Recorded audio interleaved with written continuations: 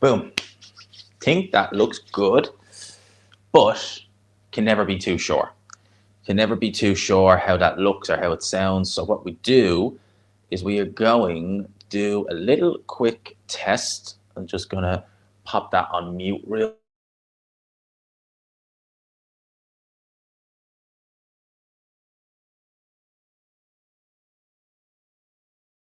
Yep, that sounds A-okay. We have sound.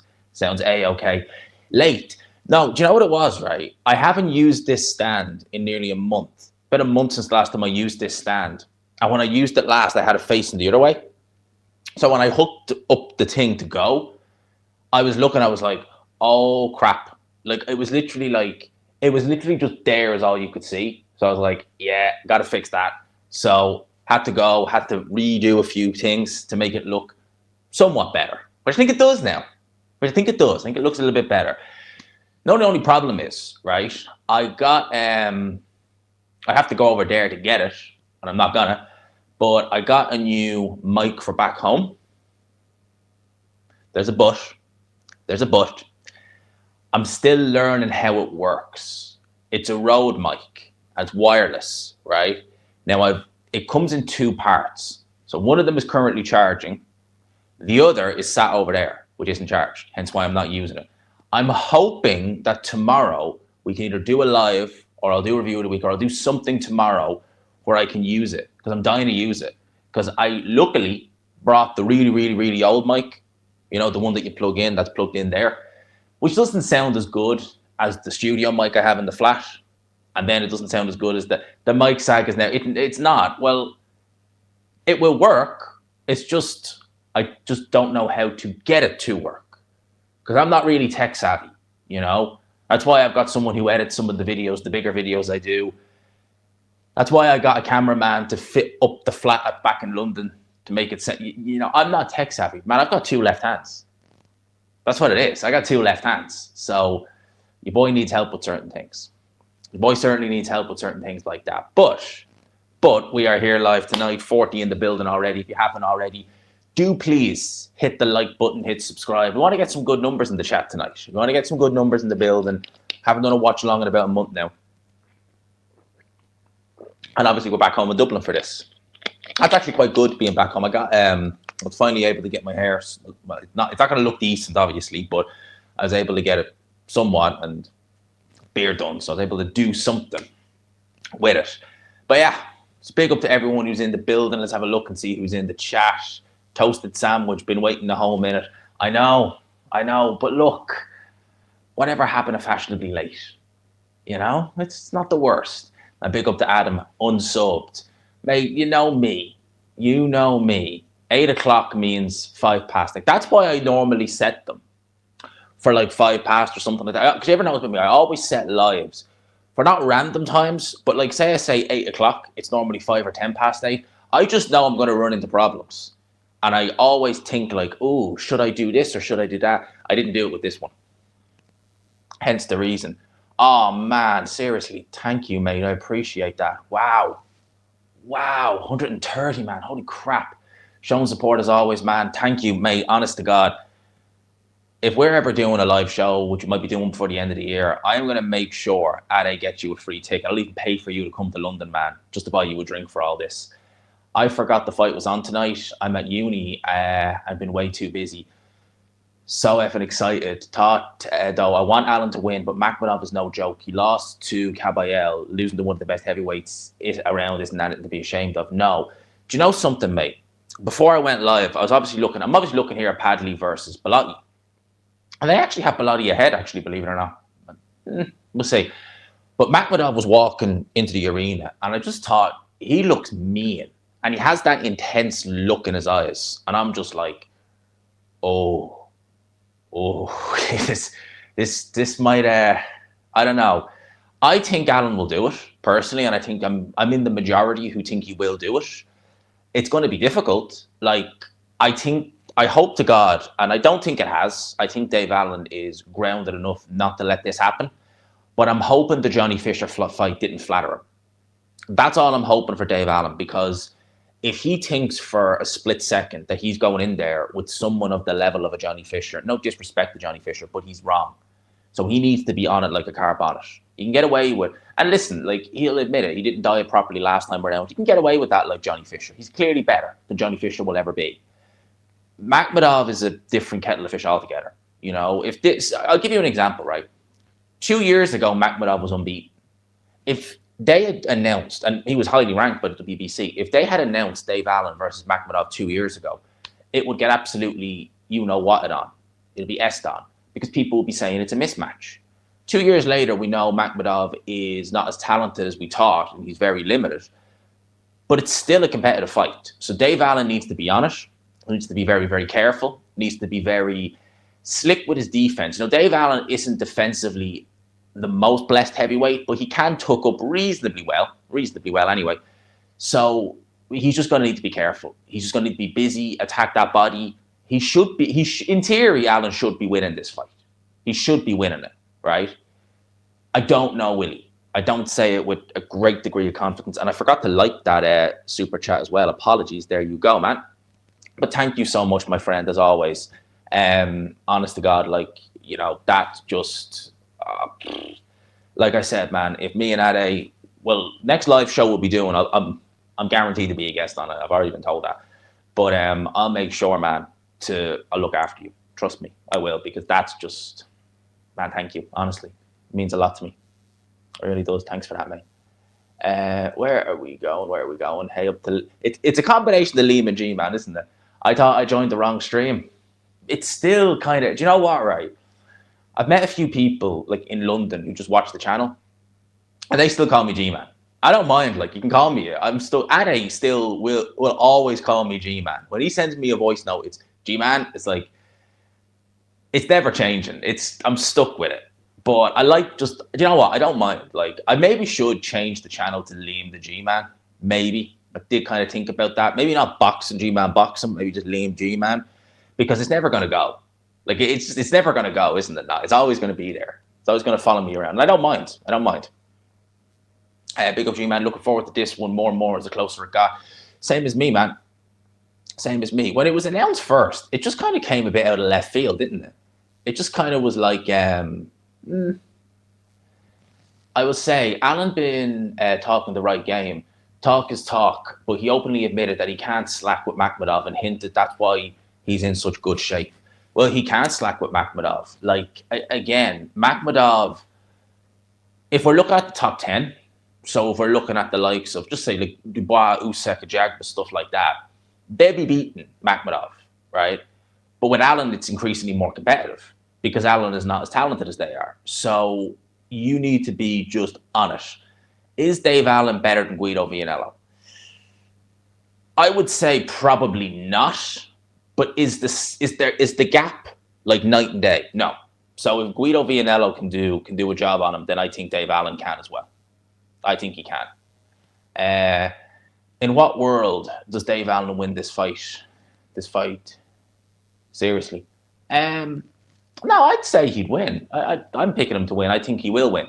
I think he will. I'm not saying it, and as I said in my pre-fight video, I wouldn't say it with a great degree of confidence. I'm not going to turn around and say, like, oh, he's definitely going to win. It's a foregone conclusion.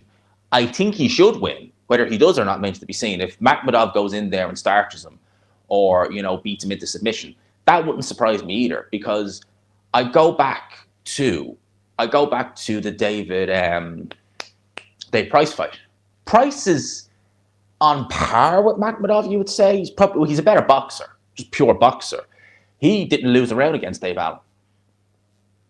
Dylan, how much would it take to get proper at each other on Misfit to see who wins? I'd say it would cost a fair bit. And for me, that would be, I wouldn't watch that fight. They're both my mates. They're both my flipping mates. I wouldn't have a horse in the race in that one. They're both my mates, so I couldn't do it. I'd say it would cost a fair bit. I'm not even being funny. If someone said to me that I could fight on Misfits, I'd seriously consider it. I would, honest to God, I would seriously consider it. Because I look at some of those guys and think, yeah, maybe. I'd seriously consider, if someone said, let's do a Misfits, against, one of those American youth, I'd be like, yeah, why not? Why not? Football question. What is your favourite Man United goal ever? I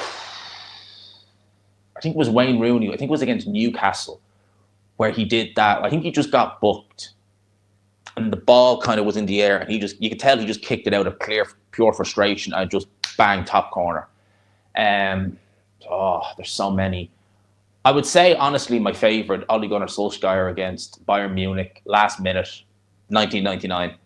There you go. That was just, there's winning in Fergie time, and then there's that.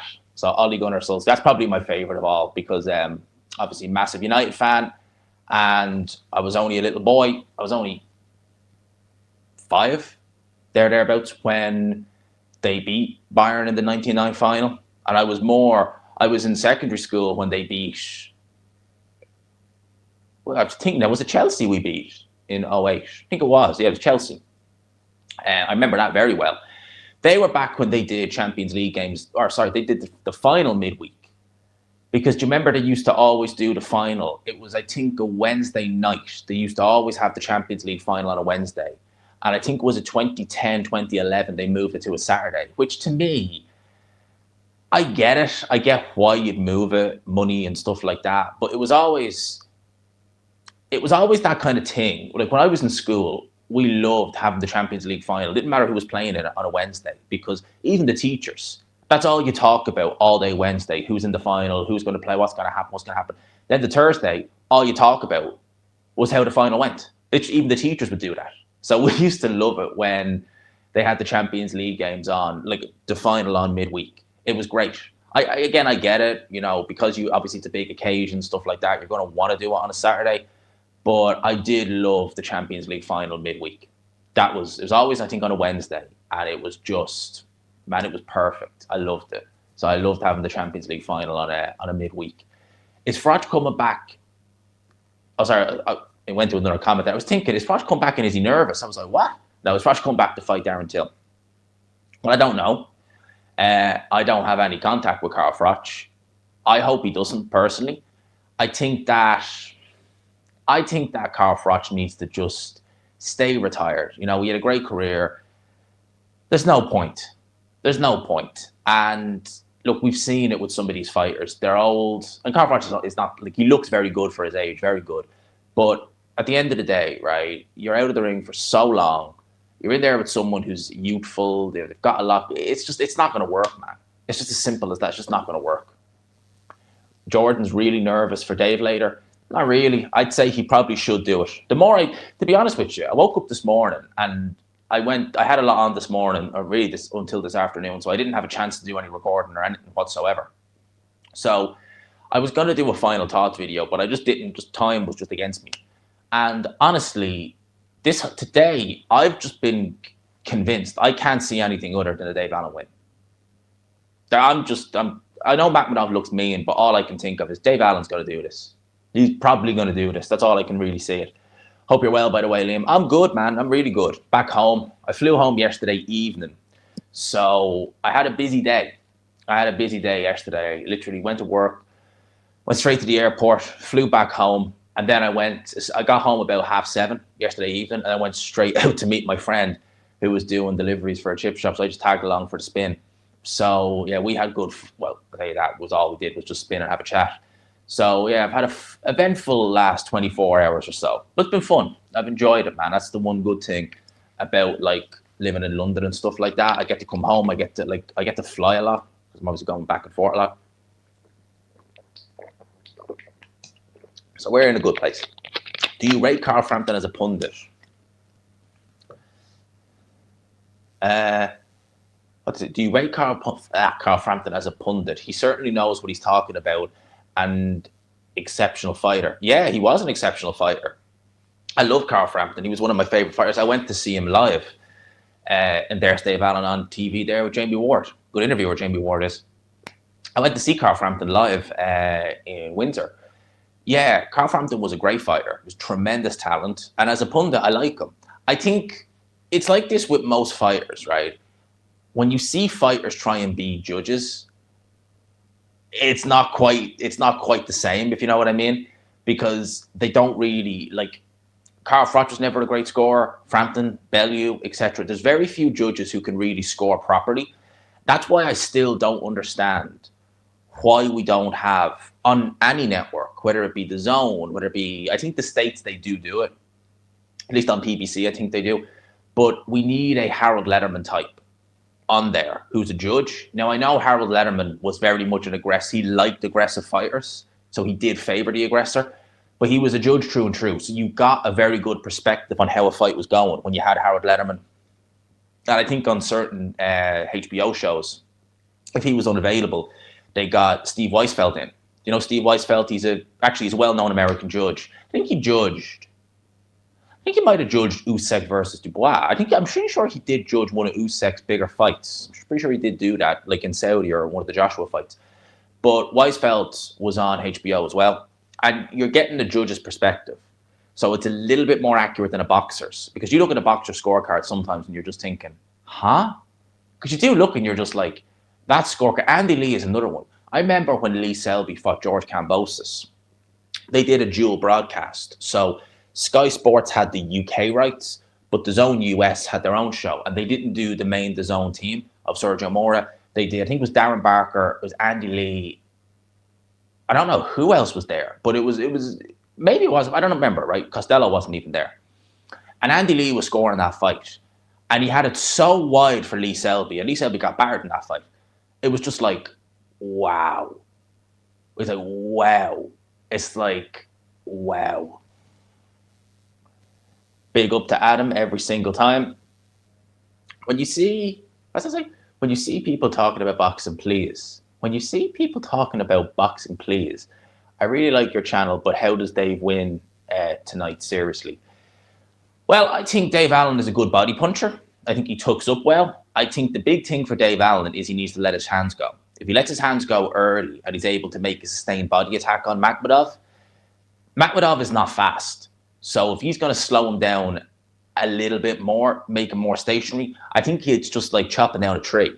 I think he'll eventually get to him. The problem is, right, Dave Allen doesn't let his hands go enough. Now, he can at times, and when he lets them go, he's actually not a bad combination puncher. If you actually see, he's not a bad combination puncher when he does let his hands go.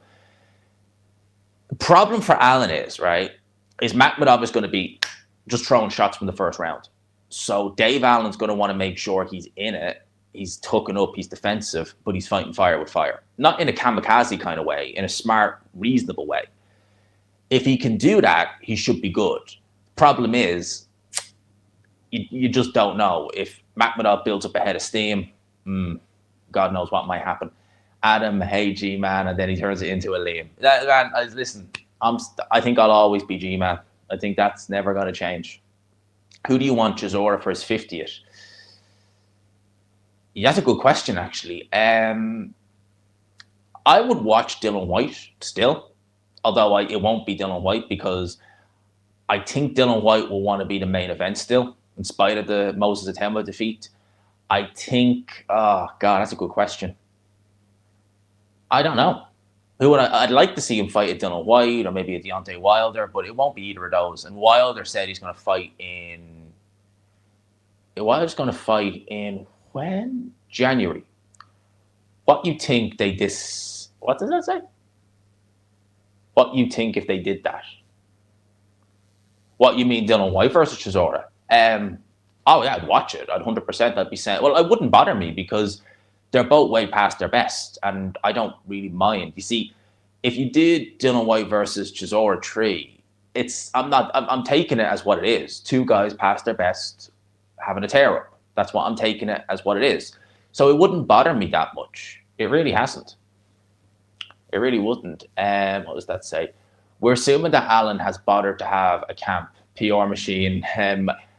I suspect he has. Like, he's about 8 pounds lighter than he was last time around. And I know it's not a crazy amount. I would like Allen to be a little bit lighter, but he has put in the training.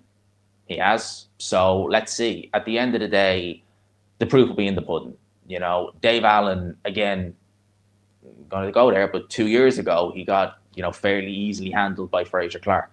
Has he really copped on that much since then? I suspect he probably has. Becoming a dad's got to do that. So let's see. let's see. And PR-wise, I don't really know, because like Dave Allen is not really going to go. He's not going to have probably more than a year or two left. So do you really need a PR machine? Really, you think? Chisora would smash White to bits now. Yeah, he would actually. If the Atama fight showed us that White's chin is shot beyond bits. It's awful, isn't it? And you know, it's weird, right? We always associate Dylan White with kind of going downhill. And Chisora does still have a decent chin. Right. It's weird, because we did the look back about 2 months ago now for Chisora White. And White took some serious shots from Chisora. And he wasn't like he was buzzed, but he wasn't like on Dream Streak or anything. They wasn't on wobbly legs. He must have taken some serious damage in sparring over the years to knock the chin as bad as it has. He must have. Because there's no way, because even the Joshua knockout, right, that dented his chin a little bit. But if it was so bad, the shots that were dropping out of Valine, the shots that were knocking out Carlos Takam, and Carlos Takam has a good chin, they were affecting Dylan White, but not like crazy. To go from that to now where, oh, he's got to have one of the weakest chins in the division easily. It's shot to bits. How did you learn, and how long did it take to learn how to edit your videos, thumbnails, when you first started? Quite a while, to be honest with you, man. Quite a long time. So I've always used iMovie, and so does Ade, actually. We both stand by iMovie. It's very good. I've always used iMovie. It took me a while to kind of get up to speed with kind of how to do it properly, because you may remember I didn't go on camera for the first 10 months. Took until about this time 6 years ago was when I first went on camera. Those were the days. I had a full head of hair back then. It was great.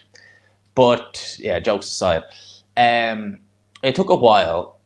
The thumbnails, I actually used to get people to do them for me. And then I started learning how Canva works. Now, I'm very lucky now. I have a good editor up there in Scotland, and he does editing on some of the bigger videos that I do, and some for the Ring magazine that I do for their YouTube channel. And he very kindly made me a lot of thumbnail templates, right? So the thumbnail that I mainly use now, I have about 5 or 6 of them saved. And all I need to do is just amend the writing and amend the picture. And because I'm just such a stickler, I bring it right back. Like, they still say Crawford versus Canelo on them, because that's when I changed them. So I made sure that they are flipping, they're like that. They're sticking. So there's that. When the white background thumbnails, yeah, I made them. And they weren't bad, but they weren't great at the same time. I much prefer the ones I'm using now. I think they look good. I think that they just add something. They're more eye-catching. These ones, I think, certainly for me, because that's the kind of style I quite like. And I think they fit now with the fact that I've changed the channel's name. Obviously, the old G-Man logo is gone. It's replaced with a pic of me on that A&G Man. So yeah, we've done a lot, but it took a long time. I would say the best thing you could do is learn it before you start it. Is if you had a good, even if you just messed around with it, I would say that's a really good idea, because having a good foundation, because again, like, I started with no foundation at all, which shows that anyone can do it. But it would probably be, if I could go back now, I'd probably say, yeah, maybe learn what you know now in terms of, how to get this thumbnail, how to get this, have the right editors in place, and then boom. What advice would you give for a young man who wants to enter sport media, football, boxing, MMA? Well, certainly get yourself a YouTube channel. Certainly you got to get yourself a YouTube channel. You definitely got to be doing that. This is the thing, right? Whether you study journalism or not, I think it's vitally important to have that YouTube channel, because it gives you a chance, for one, to get used to what being on camera is like. And it also, you see, here's the thing as well. It also gives people a kind of idea whether they're better off camera or on camera, because there are people that I listen to who you can tell that they're better off camera than they are on it, if you know what I mean. Like, you have them behind a camera and they're interviewing, and it's just perfect, it's flowing. You actually point the camera at them, and it's a little bit more, they're not quite sure, that sort of way. So it gets you used to being on camera. You kind of find out if you're comfy, if you're better behind it, maybe do a bit of both, try it with no camera, try it with just audio and stuff like that. It's a great way for doing that. It gets yourself out there, it gets you recognized, you can make connections. The amount of people and connections. And it's weird, right? Like I go on Instagram and I look through my followers, and the amount of followers who like I know, as in like, you know, I look at them and think, oh my God, like you're doing so well. You know, like Rory Jennings follows me on Instagram, for fuck's sake. So there, I swore, but there you go. And it's like you make connections and stuff like that. You get your name out there. It's a great way to do it. So I would always recommend that. You gotta get to shows. I know I should get to more. It's very easy when you have the kind of setup I have, where I have my show at Ade and stuff like that. But you got to get to more shows, definitely. If you can get press credentials, get yourself out there, 100%. If you can get to press credentials, you flip and get to them. You get them as quick as you can. And they'll give you press credentials when you have only a couple of hundred subs. It's not as hard as people think. I think he had a chance to win a title, but just drew the short end of the straw with his career. Now, are we talking about Allen, or are we talking about Chisora? I think Chisora had a couple of chances to fight for titles. Well, I say a couple of chances. I think there was times when there was weaker, like WBA regular champions that you probably could have fought and picked up one. Being a sub for a while now, after some Reyes gloves, too expensive. I don't like Reyes gloves. They're not nice. I don't like them. I find them very uncomfy. I find them very tight around the wrist, and I just don't find them a good glove. The gloves they're using tonight, Grant gloves, don't like them either. Oh, I talk about White. Yeah. Dylan White. I don't think he would have beaten Wilder. I don't think he would have beaten Wilder. The Fury one, I know it was a bad pick by me. This is why I don't follow any. It's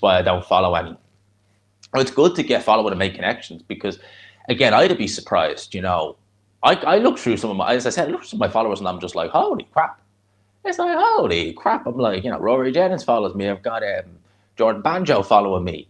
I've got bloody Thomas Triber following me. It's like, what the hell? Look at Lois. It's crazy. Dev Sani. It's like, damn. Well, I know what Dev and me are cool. So, you know, there's that. But yeah, it's crazy. So you just get out there, you make those connections. You just got to do what you got to do. And look, I had to make the move to London, which I still enjoy. I love living over there. But, you know, this is my home. But it's worth it. And look, in the last year, it's been good. Has this level. The zone has this level. And it's been a good year. But, yeah. You know, you got to do what you got to do. But that's the advice I would give, going back to the previous comment. You just got to work at it. You just got to work, go on YouTube, try and see what you can do. If you can do that, get press credentials, get to as many as you can, whether it be football, MMA, whatever. You got to get out and you got to do it. All the while I've been talking, 108 in the building, if you haven't already, people smash the like button. We want to get this live seen. I want to get as many flipping people as I can in this live, get as many good numbers. So we've only 41 likes out of 106 people. Come on. You got to get the likes up. And apparently, I haven't really been watching this fight, but they have Reece Bellotti winning. The fans have Reece Bellotti winning this fight.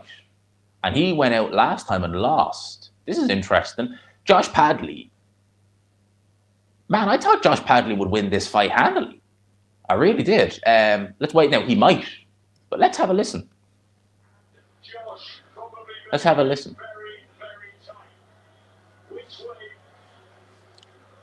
Again, I wasn't really watching this fight. Let's have a listen.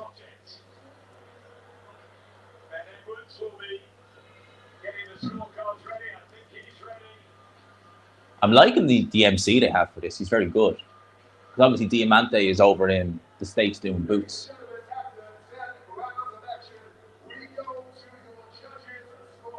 Let's have a listen. 99-92.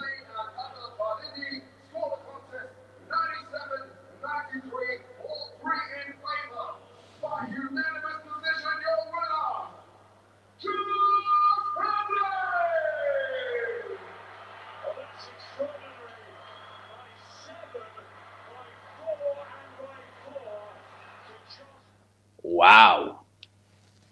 I mean, I wasn't really watching it, but when you consider the guys on comms all had Bellotti winning and the fans had Bellotti winning, 99, so he only won a round? Wow. Wow. Wow. Wow. 1 round out of a 10-rounder. When the fans had the other guy winning. That's crazy. On the beers. No, man. The wildest it's going to get for me tonight is the bottle of River Rock. That's as wild as it. That's my Saturdays in a nutshell. Wild, isn't it? I know. Yeah, the judges mud. That's when you know what's weird, right? Like when you see that the fans have it wide and this, that, and the other, you just assume when you hear it and you're like, oh, it's for that fighter. You're like, huh? Big up to Lucas. How are you doing, G-Man? I'm really good, man. I'm really, really good. Had a good day today. Back home. It's nice. Yeah, I'm good, man. Watching the boxing. We've one more fight. So there's one more fight after this, which is a 10-rounder for the English title. It's a rematch.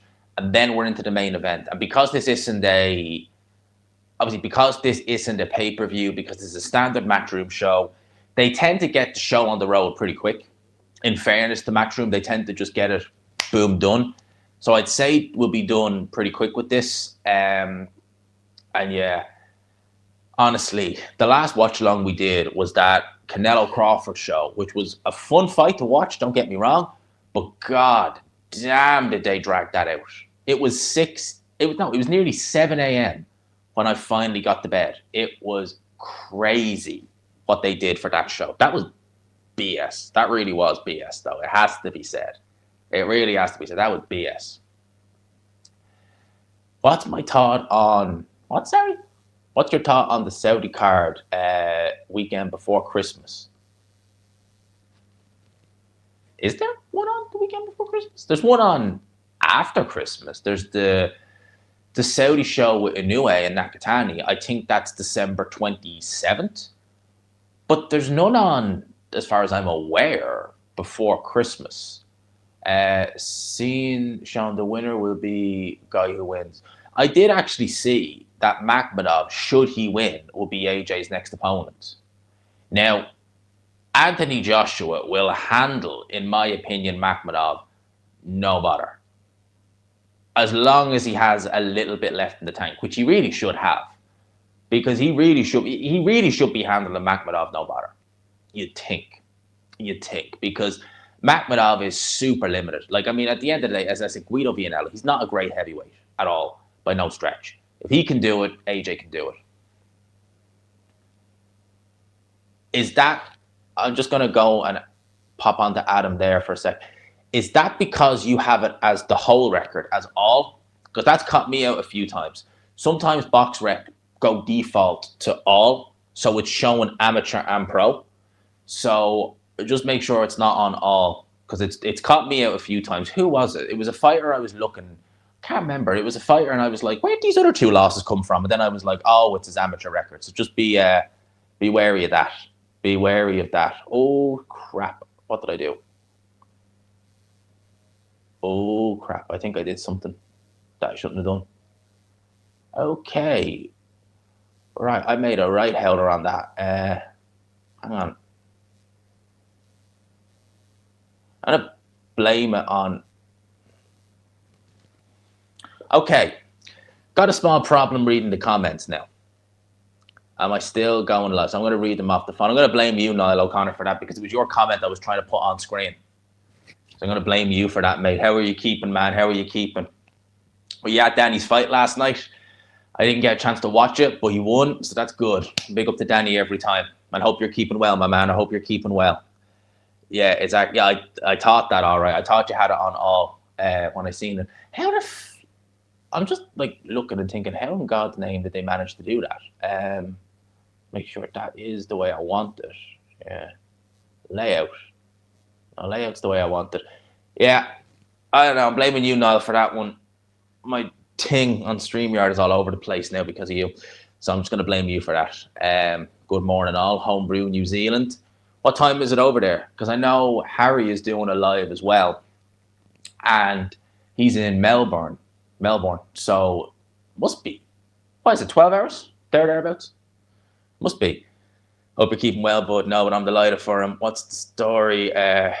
Written off every time and does it again and again. Yeah, man. I'm glad for that. Because I had a look at the guy he was fighting and I was thinking, damn, he looks all right. But No, I'm delighted for him, man. He's doing well. Irish champion. He deserves some big dates. He deserves his own. He deserves the headline one of the next shows. So yeah, delighted for him. So I was keeping an eye on that as well. So when I seen that, I was like, good to know. Good seeing Dave's chef winning his fight. G-Man to Liam Goff is like Bruce Buffer to Hulk. It is different, isn't it? It is it's a different one. But look, it's been nearly a month now, and I have no regrets. I'm glad we did it. I'm absolutely glad we did it. But I still look at people are always going to call me G-Man. Like I said at the start of the stream, I went to the Emirates last Saturday to watch the Arsenal game with my cousin, and of course people recognise me there. And G-Man is like, yeah, it's never gonna. It's always gonna be there. It's always gonna be there. It's 5:30 here in Australia. Yeah, but is there different time zones across Australia? Like, so is Brisbane one time zone? Is like Ting another? Yeah, we're 12 hours ahead of you guys. So it's morning. That's actually pretty good then. So you get it like first thing in the morning. That's actually all right. If it's a Canelo fight, so if it's like a 6, yeah, you actually get it handy over there for times, because if it's like say 4 p.m. or 4 a.m. our time, it'd be late afternoon. You actually have it pretty handy over there actually for times. Tell me that's not chopping. Oh, tell me that's not chopping. I was wondering. Big up to G Whistle. I'll never lose that name off you, man. I will never lose that name off you. That's why I like Inoue fights. Yeah, when he's in Japan, the only thing I would say about Inoue fights that is it can be a little bit frustrating sometimes, is that they do them very random. So like they do them on a Monday, or they do them on a Tuesday, or they do them on a Sunday. They do them on a Sunday, that's fine, or a Saturday, or even a Friday you can swing. But like sometimes do you remember when they did? It was Fulton. They did that like on a Tuesday at lunchtime. And you're just like, what the hell?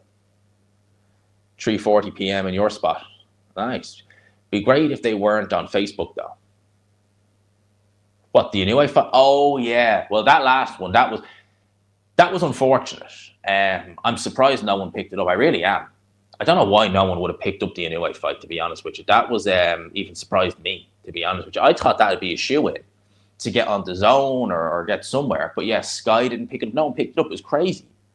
So, yeah, that's a shame. And by the way, we've got 126 in the building.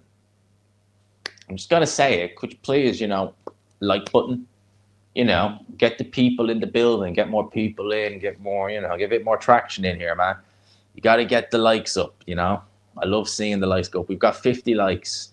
We need to get it near the hundreds, right? Australia like midweek cards for some reason.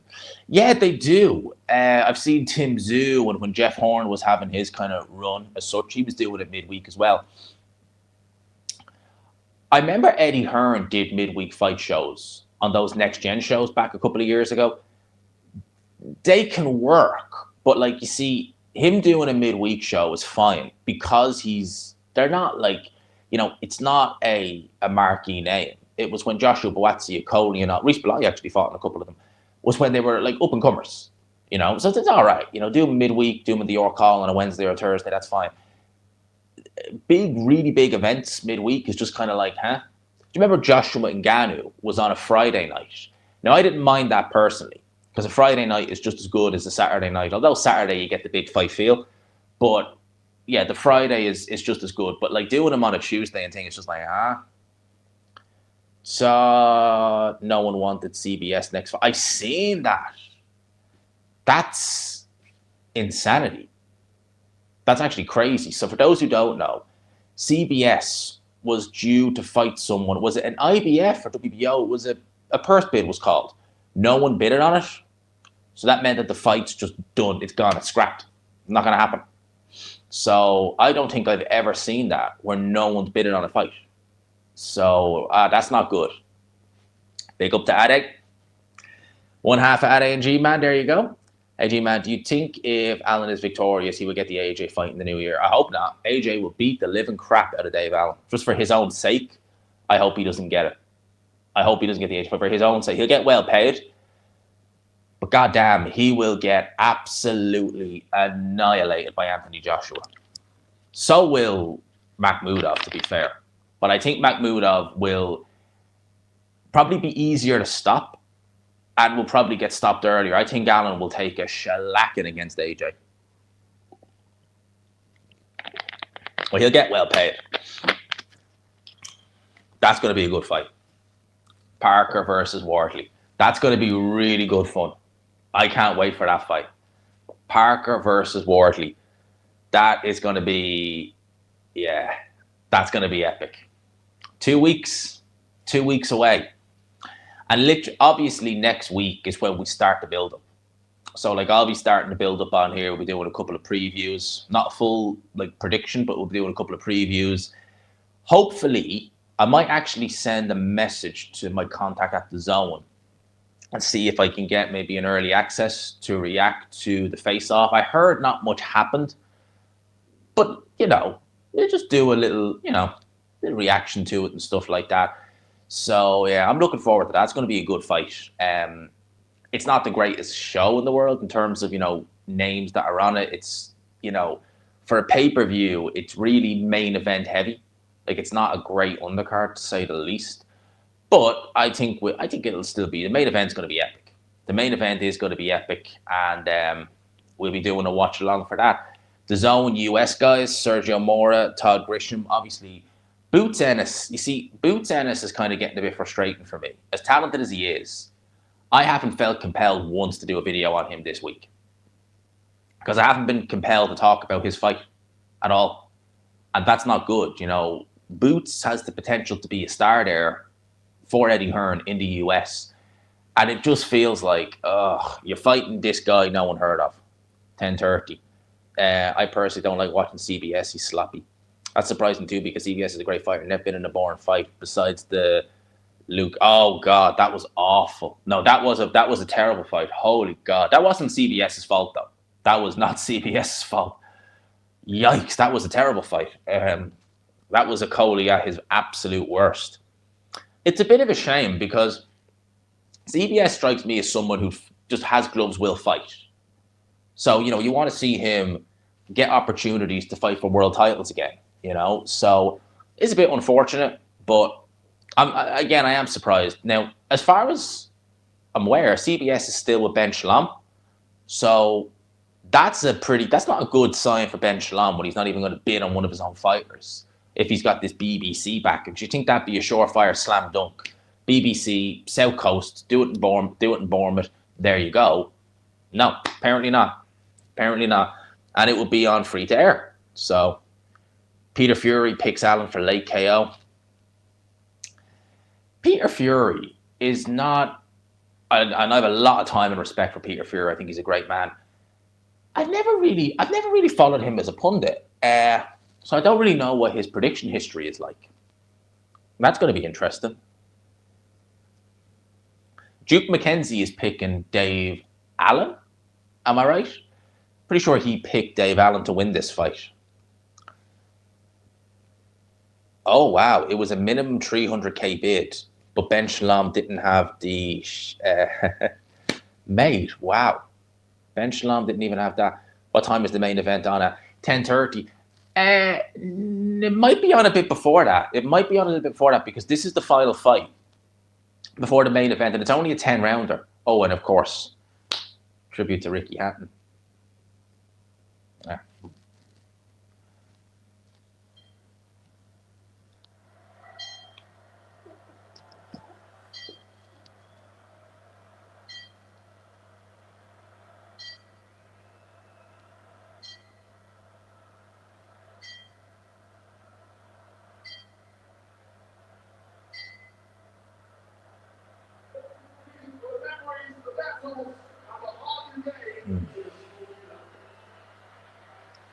That's sad.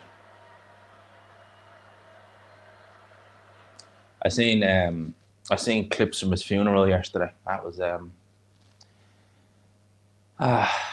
man, it still just doesn't feel real that Ricky's gone. It's crazy. It's crazy. Very easy overhype. Very easy again, overhype. All right. Well, that's what we're hearing. That's what we're hearing, that it's going to be Hughie Fury. But we're also hearing that Michael Hunter's going to be fighting in December. So I'd say it's between one of them. I would definitely be saying give me Michael Hunter over Hughie Fury, because Hughie Fury, again, people, I can't emphasize enough. I don't know what's happened to Hughie, but he looks shot to bits. Honestly, like, I've never seen anything like it. You're talking about a fighter who never really took punishment.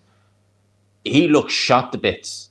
Shot to bits. And by the way, if you haven't already, I'll just ask again. We're at 60 likes. Just keep smashing that like button if you could, please. It'd be greatly appreciated.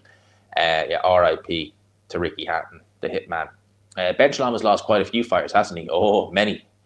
I know he's apparently made the deal with Turkey you talked about, but who's he got? Azim Clark. There's a reason he doesn't even have Ben. Yeah, it's honest to God, man, it's embarrassing. I'm just gonna say it's embarrassing what's going on with Boxer. He was thrust into the limelight. He didn't know what to do.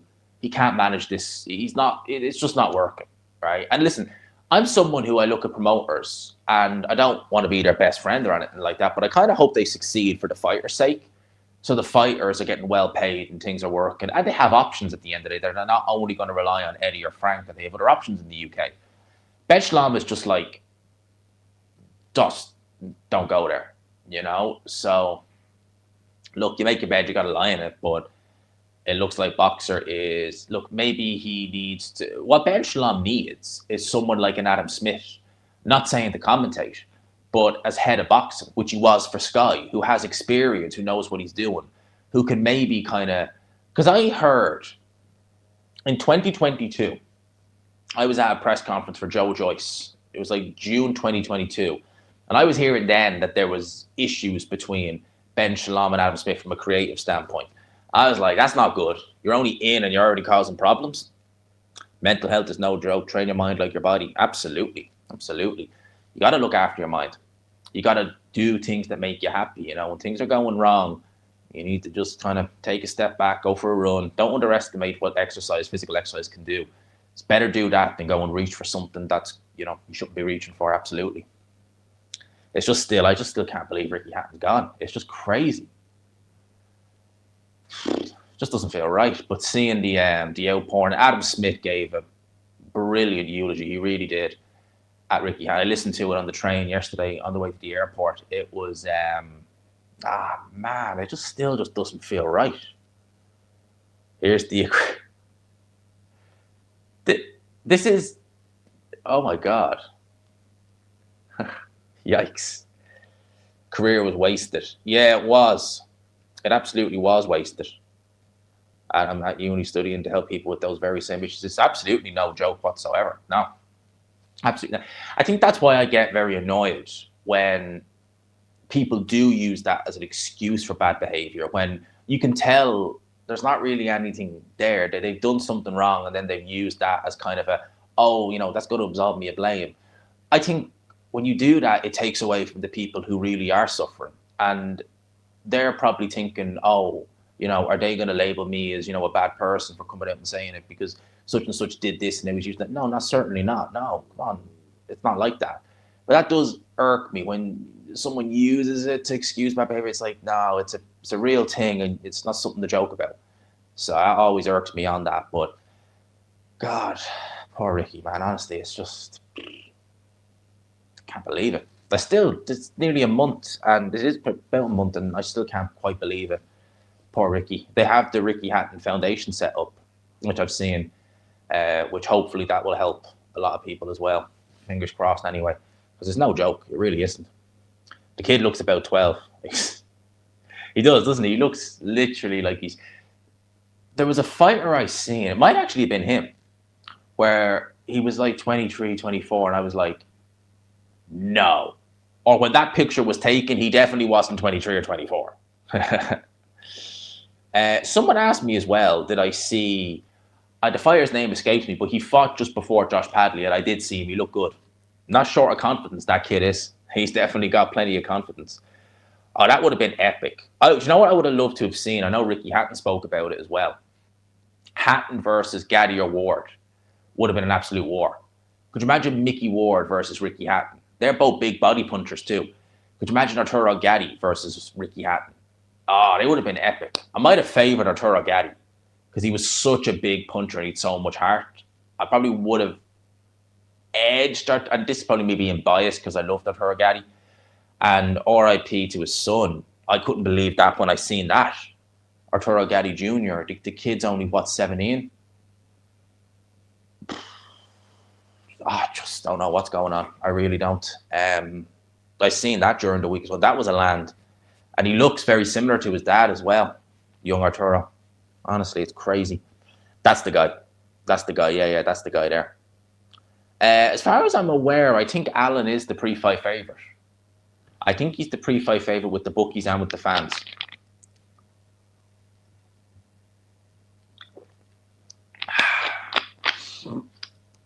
Man, it's thirsty work doing these lives. Do you know that? It really is. They underestimate how thirsty you get doing these lives. You really flipping do.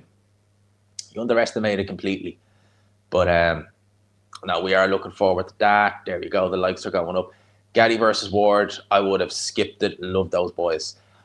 It would have been one of those fights where you love both guys, and I love Arturo Gatti, I love Ricky Hatton, but you wouldn't have been able to look away. You just wouldn't have been. There would have been no feeling out. It would have been punches thrown with bad intentions from round one. Probably would have had both guys touching the deck, and it would have just been epic.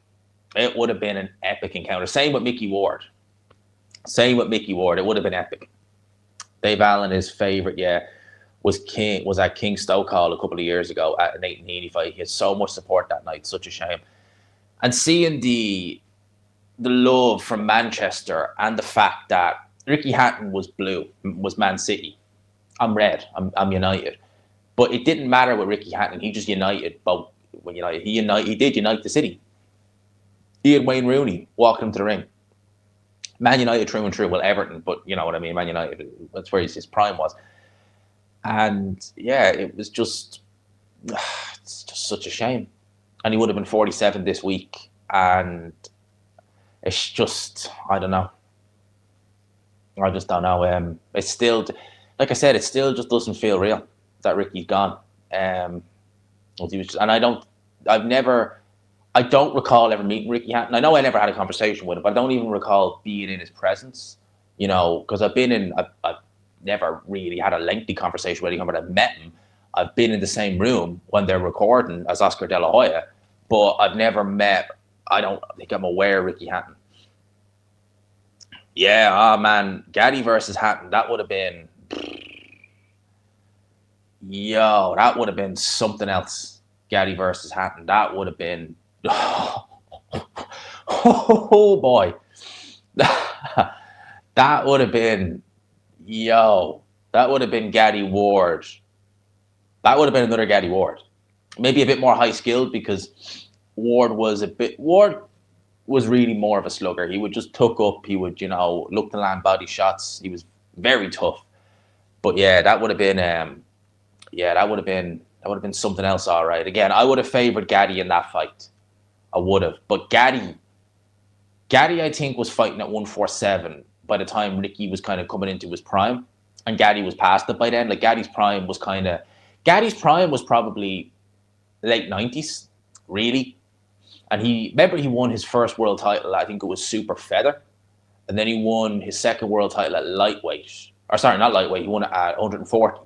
So, Gatti was really a super feather who, learned how to cut. And actually, no, because he cut a lot of weight. I remember when he fought Joey Gamache, he was like a middleweight on fight night at 140 pounds. It was crazy.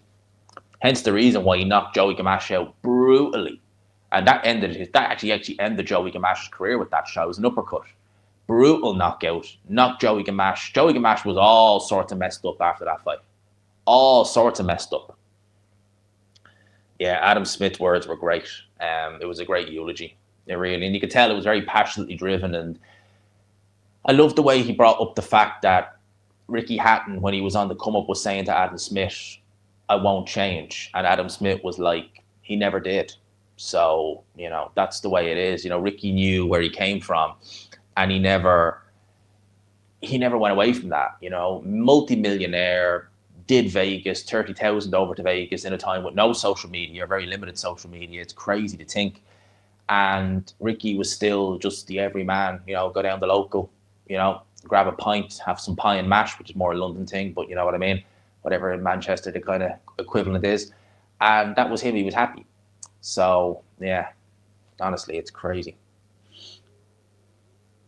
I'm Man City, and I'm 36. For me and my mates as teens, there was a solid 7 years. Ricky Hatton was just the guy, and got a lot of lads into boxing. Yeah, he did. He absolutely did. Now, I knew about Ricky Hatton. I wasn't really a hardcore fan at the time, but I remember his fight with Floyd Mayweather. I remember the build up to that very well. And I followed Ricky Hatton kind of a little bit after that as well. I remember his fight with Costa Tszyu. It was about 11. Yeah, it was about 11 when he fought Costa Tszyu. And yeah, so I remember a lot of Ricky Hatton's, early career. I started really getting into boxing, I think, just after he lost to Vyacheslav, whatever his name is. Can't remember. It's Vyacheslav something. He was a Ukrainian. Paulie Malignaggi stopped him. That says it all. Stopped him, I think, with cuts to the eye or a bad eye injury. But I remember all that from Hatton. Yeah, crazy.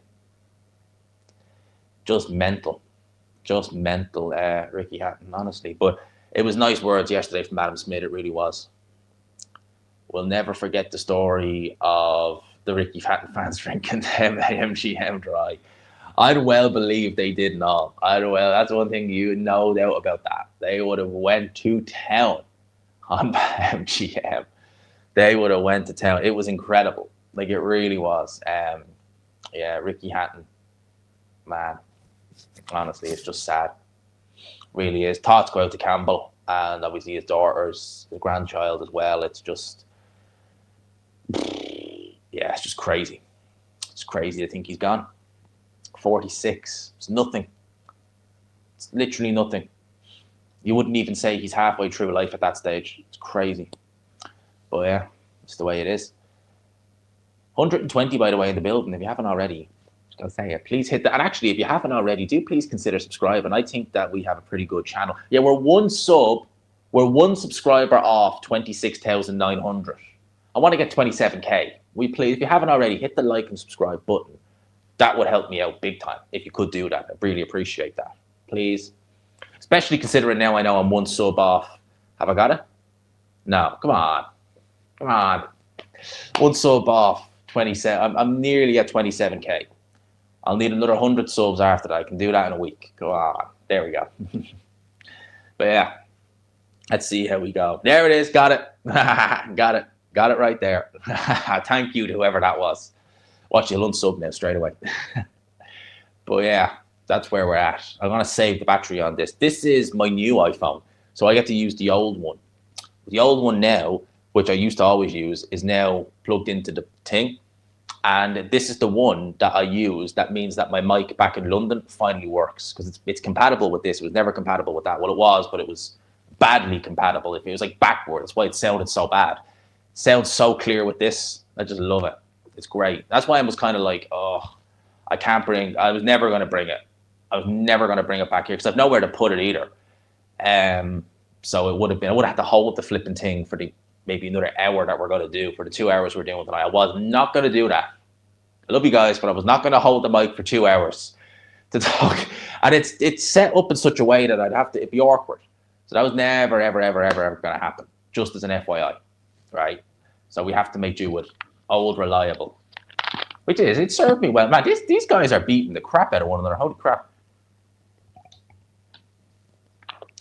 Babyface taking a few punches. Apparently I think these guys have already fought, actually. So some were saying anyway. I am Ricky. Hitman will always be a legend. What's the career goal? Commentary? I'd love to do commentary. That would be the dream. It would be the absolute dream. I would love to do commentary. That would be the ultimate goal. That would be the goal upon any goal, to commentate on a pro fight, more so than present them. But for now, it's interviewing and presenting, because you have to learn how to walk before you can run. But the ultimate goal would be to do commentary, a form of it, whether it be anything. Whether it be radio, whether it be anything, but to do commentary. That's why I love doing these.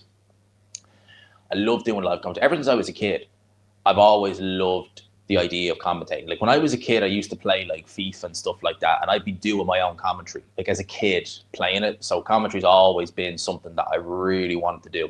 So that would be the ultimate goal. That's why I love when the big fight's on. So like obviously when Alan fights Makhmudov, it's full blown commentary. That's why I love it. That's for me. That's just, oh my God, it's amazing. That'd be the most amazing thing ever to do, like proper commentary. Yeah, it'd be amazing. We'll get there someday. It's a work in progress, you know. But round number 3, this is a vacant English welterweight. I don't know what weight it was at, welterweight. It's actually not bad. Both these guys are not bad, actually. Looking, oh, good right hand. Both these guys don't seem too bad, actually, to be fair. Like, they're not setting the world alight, but, you know, they're not bad. Not bad kids. Have you seen the movie with Usyk and The Rock? No. Do you know what's weird, right? People have been telling me that it's good, even though it's tanked at the box office. I've never really been, like, I just, maybe because I watched The Rock in WWE when I was a kid, I can't just, that's The Rock. I just look at him and just, that's The Rock. It's weird. You have the voice and enthusiasm for commentary, I can 100% say. Well, thank you, mate. Have I heard any whispers for fights being announced soon? Not really.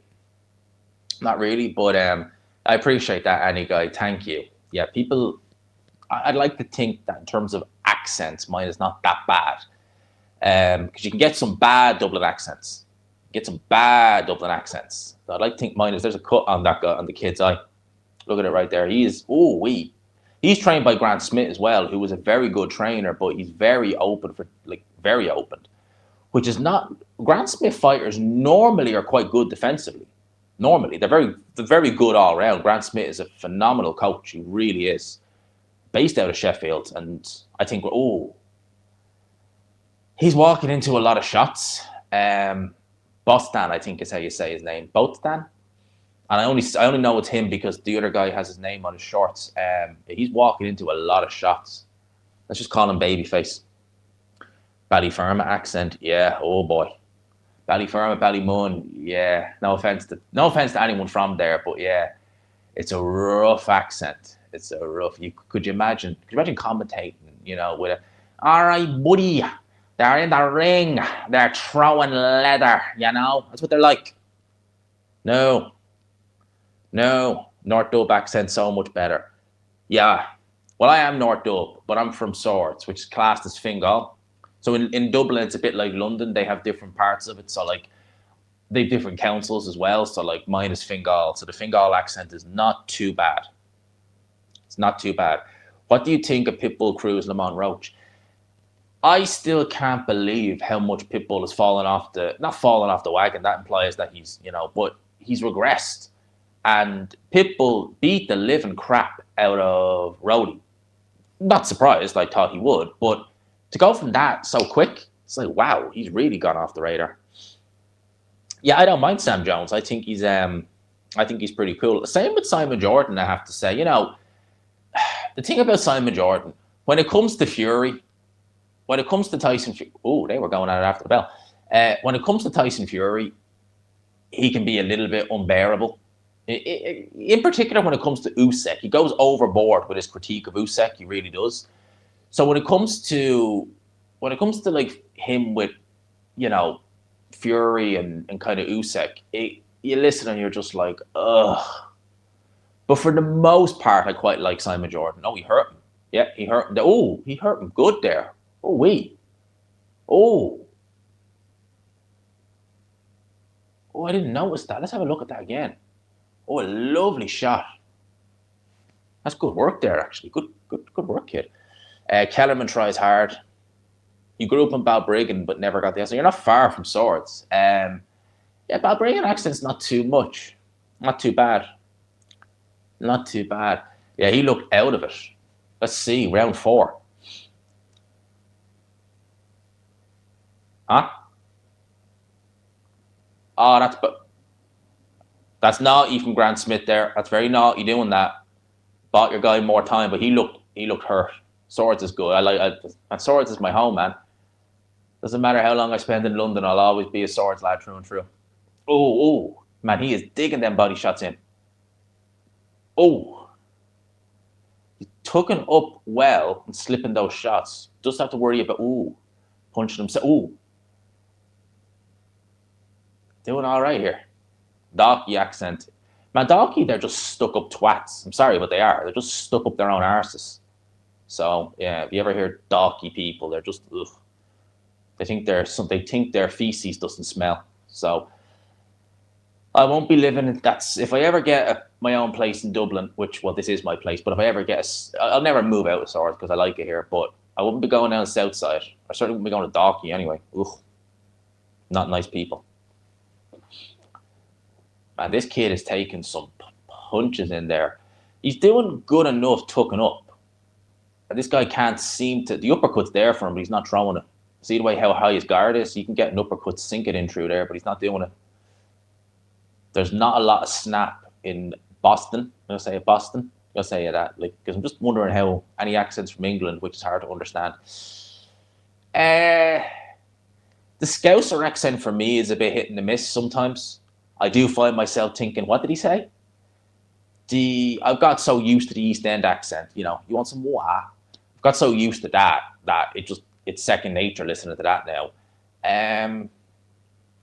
I don't really know. I've not really been other parts of the UK. That's what's on my phone there. I can't really say there are. I'd say the Scouser. Oh my God, he's coming back into it. Oh! I thought the referee was going to jump in there for a sec. Man, babyface coming back into this. There were some good shots. Hang on a minute. We got a fight on our... This is a good scrap. Babyface was coming right back into it there. I wouldn't say Swords is that. No, far from it. Ooh. Man, Babyface is letting some good shots go. I've met people from Birmingham and the accent's been fine. It's strong, but it's not unbearable. I can take the Birmingham accent, no problem. Yorkshire, likewise. I've met people from Yorkshire, fine, absolutely no issues. Well, that was a swing and a miss. Even the guy was looking at him like, what was that? That was a good round. This is a good scrap. Yeah, both guys have he's getting back into it. Mate, seriously, don't do that. You're wasting energy doing that. Burning unnecessary energy doing that as well. It's the co-main, and it's actually quite a good scrap, to be fair. Both guys are giving as good as they get. Both guys are really doing it. I've never heard of both guys. I probably have seen them, but I'm just not familiar with them. It's a good scrap. I'll give it that. It's a decent scrap. Look at this. Great left hook. Just seemed to just freeze him. Once he landed that, he just didn't really do anything. Really good work. Look at that. Bang. Every US accent. Well, if I'm right in thinking, across the US, the accents would change quite, not dramatically, but someone from Florida, you would imagine wouldn't sound the same as someone from, say, Wisconsin. You would imagine there would be a change, Florida being obviously very kind of south, Wisconsin being kind of up in the Rust Belt. All right, round 5. This is a good scrap, lads. I'm really enjoying this one. This is a good co-main. I'm just hoping that this doesn't... I can't see the main event being dull. I just can't do it. But I'm hoping that this isn't the most exciting fight we see tonight, because this is really good fun. Both guys are beating lumps out of one another. You've got Allen on points and Ennis for the KO. Allen on points is the... All right, Ennis for the KO, I'll give you that. Allen on points, I'm kind of like, could it really? If Allen wins, I think if both guys win, I think it's both going to be by stoppage. I'd be very surprised if this goes to points. And it's a 12-rounder, isn't it, if I'm not mistaken? I'd be very surprised if it goes to points. It could happen. How many times has Dave Allen been 12 rounds? He's been 12 rounds against Lenroy Thomas. But has he ever been 12 after that? I don't think so. Said he's going for a points win. He's been 10 rounds a few times, Dave Allen, but he's only ever been 12 rounds once. And I'd be very surprised if both guys will have it in the tank, because I think this is going to be a bit of a war of attrition, to be honest with you. Read that Arsenal has real foul breath. Well, I doubt that's really going to come into it, to be fair, on fight night.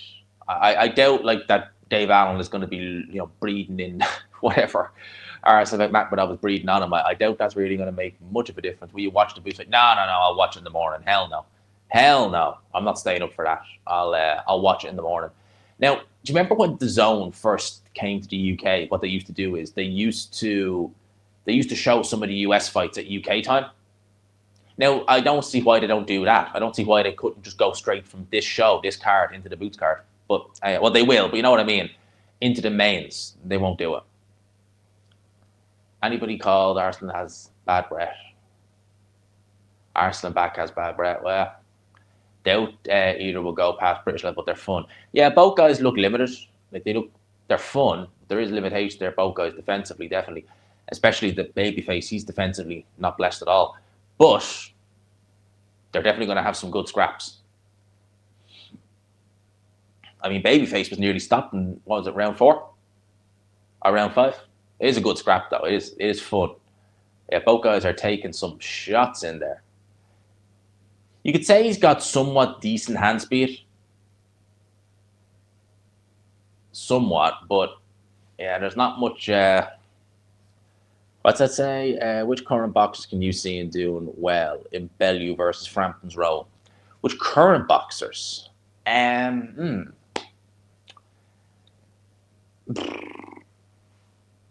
See, it's very difficult because you kind of need to really see them. You kind of really need to see them before they do it. Current boxers. It's a good question, actually. Didn't really think of it like that. I don't really know. Like, Dave Allen is not a terrible pundit, to be fair, so I would say he's maybe an idea. God damn it. All right, apologies for the super chat. I can't pop it on screen because this thing is still acting up. But Jason, absolutely massive thank you for the 10 quid. It does not go unnoticed. It's greatly appreciated. I think some people are really looking too much into the Allen win against Fisher. Let's be honest, Fisher is nothing special. You're telling me. And Allen's last decent fight against Clark, he got beat up and gave up. No, and Charlie says it as well. Facts. You're speaking facts. Absolute facts there by Jason. And you're right. You're absolutely spot on with that. And I said it at the start of this stream. Look, I think Allen has enough to win. I think he'll have enough to beat Makhmudov, right? But my biggest fear, and someone asked me, do I think maybe Dave Allen is going to be a little bit, is he looking past this? And I said, well, I hope he doesn't. Because if that Johnny Fisher fight has gassed him, then he needs to be brought back down to earth quick. Because to even insinuate that Makhmudov and Fisher are anything alike is just laughable. This is going to be way harder than Johnny Fisher ever would be. Johnny Fisher was easy both times. Both times it was easy. Johnny Fisher is awful. He's just crap. He's just crap. He's a gimmick, right? If he thinks it's going to be like that against Makhmudov, he is in for a rude awakening. Now, I think he's copped on enough that he's gonna take this serious. But we'll know. I think we'll know in the first round how this fight's going to go.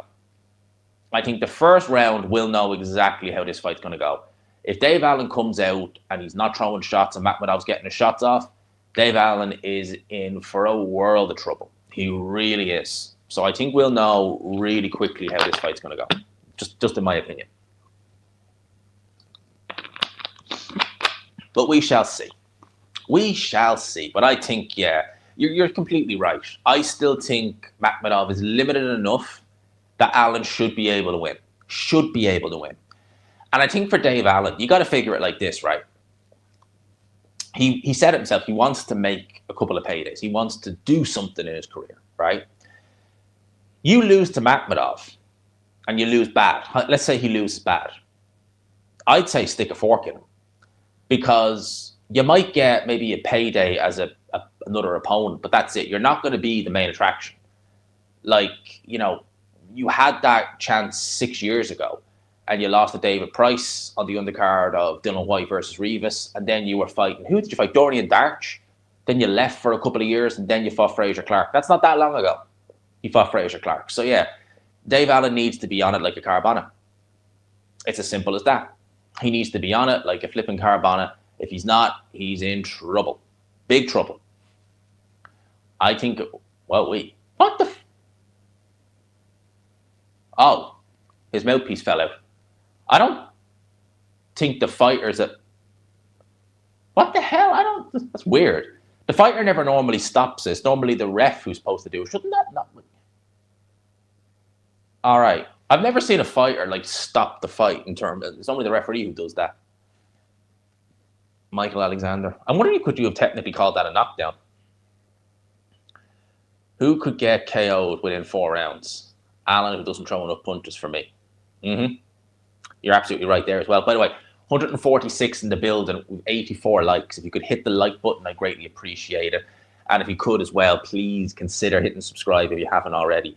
We are currently 98 subs off 27k.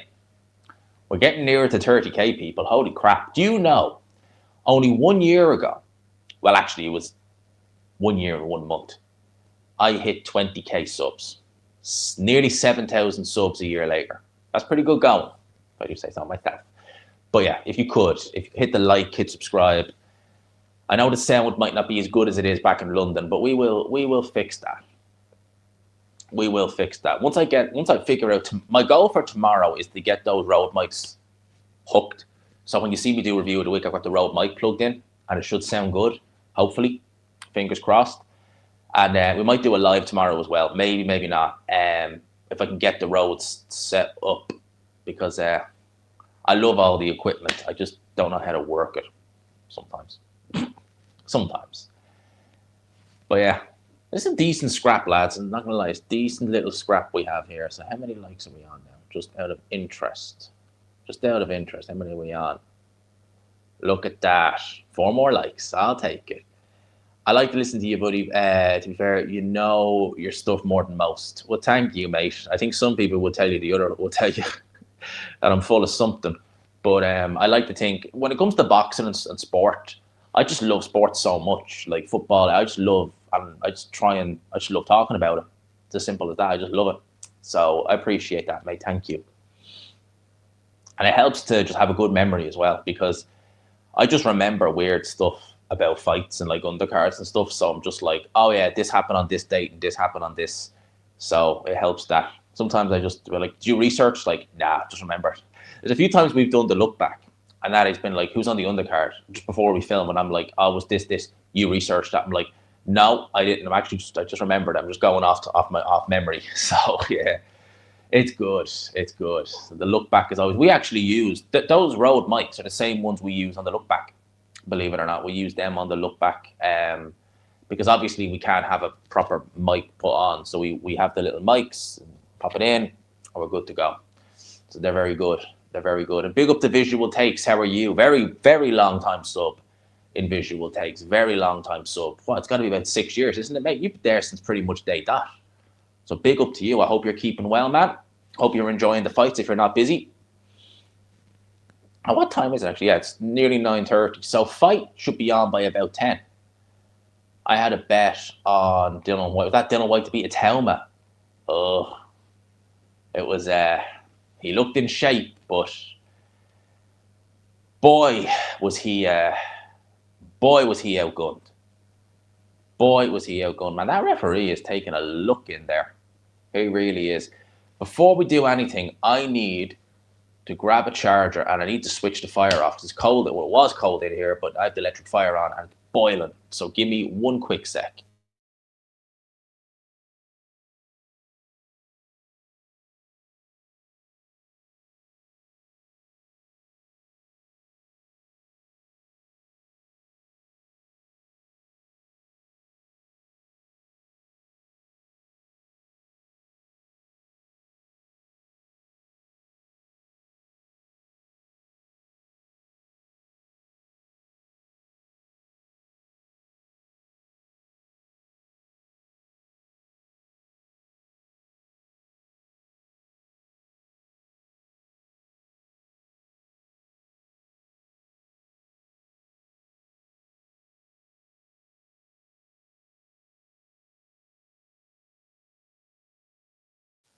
That was quick.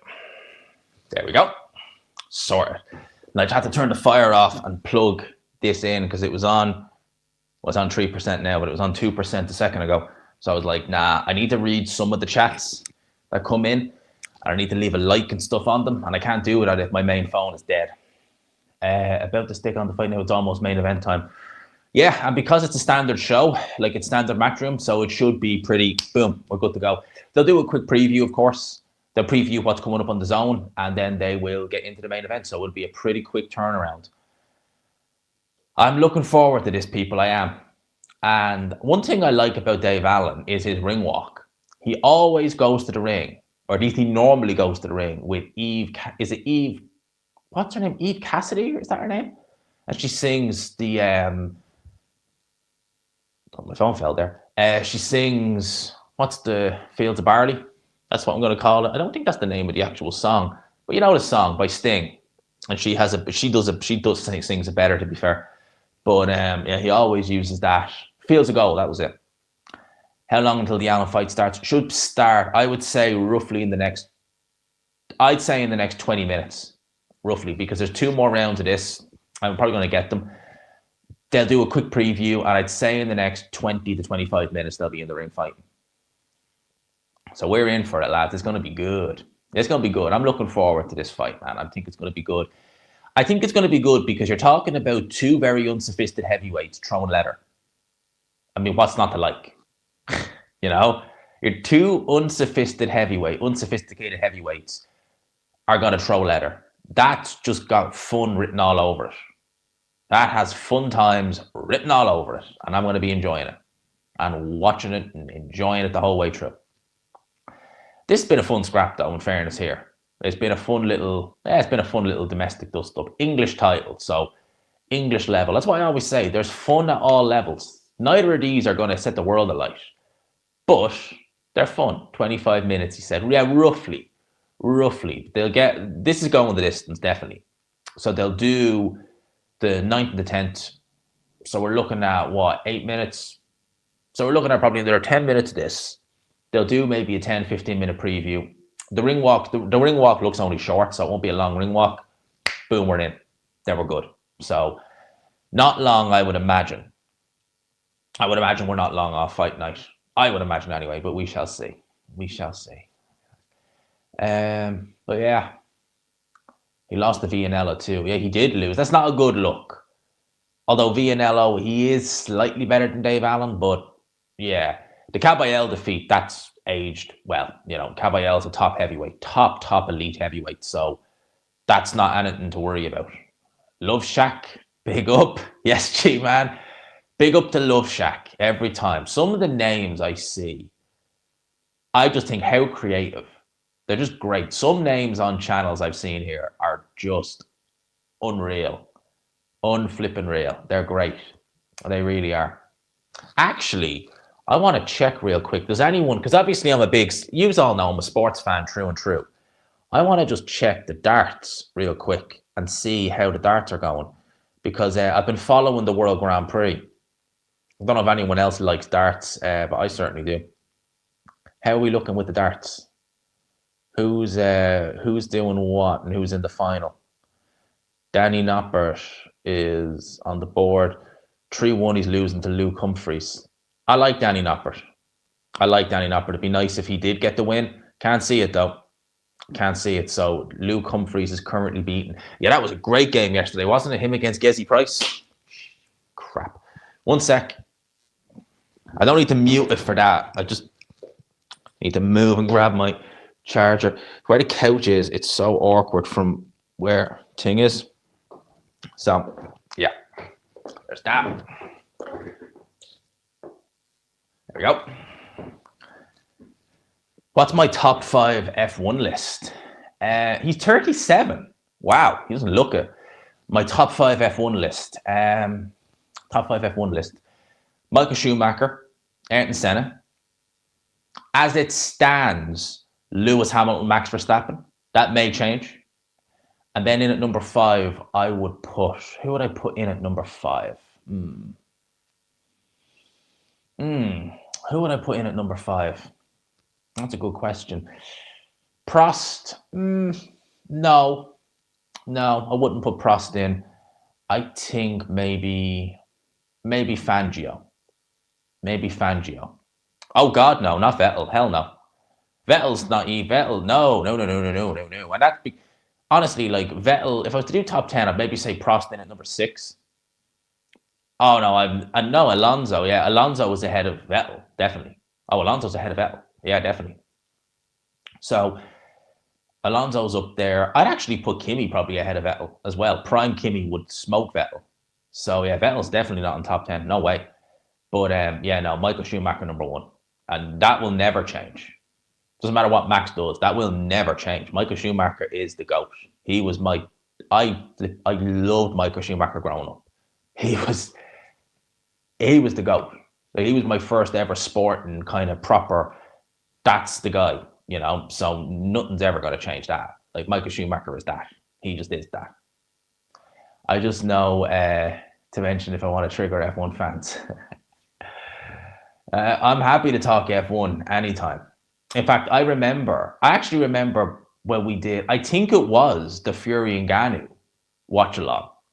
It was dragging out so long. I ended up like split screening on the TV and having the F1 on as well. And I think it was the Mexican Grand Prix they were doing qualifying for. So I ended up actually just deciding to commentate on the F1. Imagine doing a live watch along for a boxing show and I end up midway through commentating on F1. So you would have put Lewis on top of the list. No, I would definitely have Senna ahead of Lewis. If we're talking about all time, Lewis is a great driver, but I would have him number 3. And depending on what Verstappen can do between now and the end of his career, he may overtake both Lewis and Ayrton Senna. He's not touching Michael now. He's not touching Michael. He's not going to do it. Game's gone with F1. They're crap now, aren't they? They're just not good. They're just the last good F1 game was 2020. That was a good game. I enjoyed that game. That was fun. That was fun to play. I can see Max getting into this title fight. He needed a win in Singapore. If he'd have won Singapore, I'd have said, yeah, I can't see it. I think Oscar's going to do it. I still think Oscar Piastri is going to win the world title.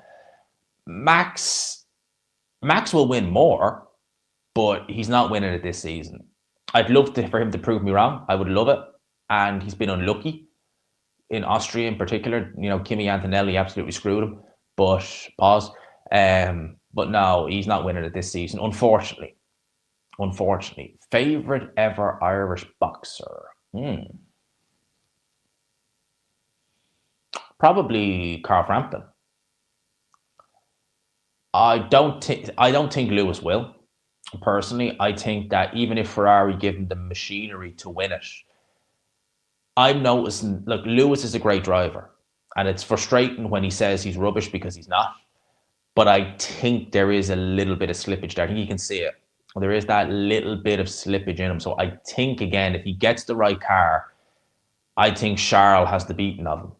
I do. For me, really, the driver, to me, the most underrated driver this season has been George Russell. He's been consistently brilliant. He's 2 Grand Prix wins, 2 pole positions. Man, I think George Russell has absolutely gone under the radar. And if what we're led to believe about next season is true and Mercedes have an advantage, George Russell could be my pick for world champion next season. And he would be my pick. I think if the rumours are true and Mercedes have a really good engine and a really good car for next season, then I've got George Russell being world champion next year. Because Kimi is just not good enough.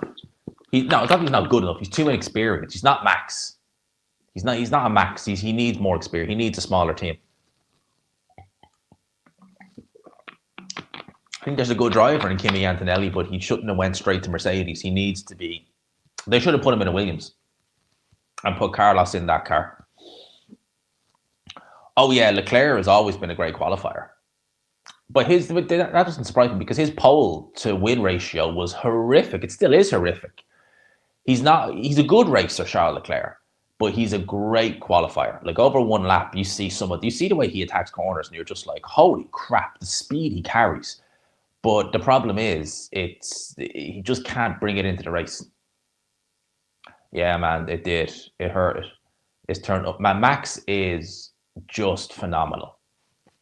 Max Verstappen is my favorite racer, bar none. I love him to bits. It's just incredible. Yeah, over 100 wins for Lewis. I'm still hoping Max can get somewhat close to that. I think with the right again, Max is 28. If he wants to do another 10 years, he's breaking that record. He's breaking that record because he's already got 4 world titles. He'll win another few. I have heard that. How true it is, I don't know. If I was Piastri, I'd be pissed at McLaren because they've really screwed him since the summer break. They really have. There was no need to swap positions at Monza. There was no need for that. That was BS. That was nonsense. And again, I thought it was a bit naughty what Lando did in Singapore. So, yeah, if I was Piastri, I'd be pretty pissed at McLaren as well. That's BS right there. That is BS. And Oscar's such a good driver. Oscar will win the world title this year. There's no doubt in my mind. There's no doubt. There's no doubt in my mind that he'll win the world title. Not Katie Taylor. Well, I just prefer to have more fun watching Carl Frampton, to be honest, which I've always enjoyed his fights. Katie Taylor was great. She's done a hell of a lot. He was unlucky, but like it's an engine failure. It happens. You know, it's same with a slow pit stop. It happens. You know, you had a slow pit stop. Okay, accept it. Shouldn't be getting on the radio and saying to Oscar, who didn't have a slow pit stop, oh, let Lando through. I was like, no, that's BS. If you lose the championship by what, 2 points? That's the 2 points there. It is 2 points between, no, it's 3 points, sorry, between second and third. So, yeah, there you go. Lando Norris, I find him very difficult to like. He's a man-child.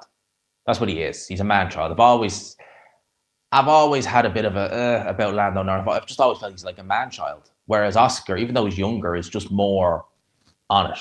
He needs to be switched on. Lando is just too like a man-child. I don't like that. I really don't like that. So for me, that can be a bit difficult. And I think Oscar's just better. I just think he's more talented. Just think he's better in every way. To be honest with you, I think his ceiling's always been higher. So I think Oscar's going to win the world title this year. What was that question? Remember when Lando said it was easy to win at the best car, and Norris is in that situation now? Yeah, exactly. Like Lando's choked a few times. He choked in Russia. That was a choke. You know, I know it was damp, but he choked. And yeah, it's happened a few times. I think that Lando's always been that just, you know, he's very good. He's a solid driver, but he doesn't have that elite about him. He doesn't. And he's not got the elite mentality. Like I say, he's a man-child. That's what he is. So, yeah, for me, Oscar is more, even though he's younger, he's more man than Lando Norris, and he's going to win this title. He's cut from more of the same stuff as Max. Loyalty, he's being loyal to the team, but look what that's gotten. So, you know, for me, I think Oscar's gonna win the title this year. And I'd say likelihood is George will probably win it next season. Probably. And then depending on where Max goes, he might go to Aston Martin. I don't think he'll stay at Red Bull much longer if they can't give him a good car. So I think that it's probably going to be Lando. It's going to be Oscar this season, and then it's going to be Max next year. Or not Max, it's going to be George next year. I think George Russell will win the world title next year because he's been so good this season. People just don't talk enough about it. He's been brilliant. He's been really good. Really good. A really good fighter. Shelling for the younger fighter. That's, of course. That was fairly competitive. He has a bad attitude, that fighter, I will say. Boston, he seems to have an attitude on him, which I don't like to see. That Mick Conlon or Jamie Conlon? Oh, yeah, well, he would be because he's obviously trained by Grant Smith. So he would be there. Tony Bellew has... Okay, so it's split between Bellew and Frampton. Tony Bellew, a.k.a. that. Well, Frampton is neither... Sorry, what did that say? As a Lewis fan, I don't know if you remember. I remember it, but did you expect to perform as good as he did? No, I didn't. I didn't expect him to perform as good as he did. I thought he'd do well. I thought he'd do very well, but I didn't expect what ended up happening.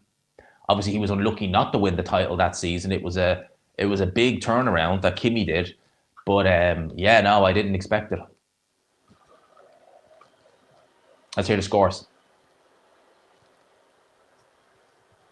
Ladies and gentlemen, can I have a big round of applause for my fighters, please? All right, let's have a listen. After 10 rounds of action, we go to your judges' scorecards. Judge Steve Gray scores about 95-96 power. Split. Judge Bob Williams scores about 95-95 draw. Oh, it's a draw. It's a majority draw. Scores the contest 94-96 for the winner. Oh, majority.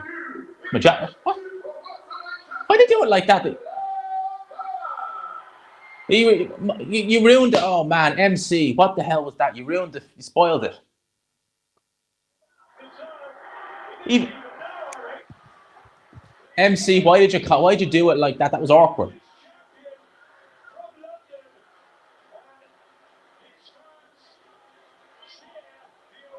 Even I was confused by that.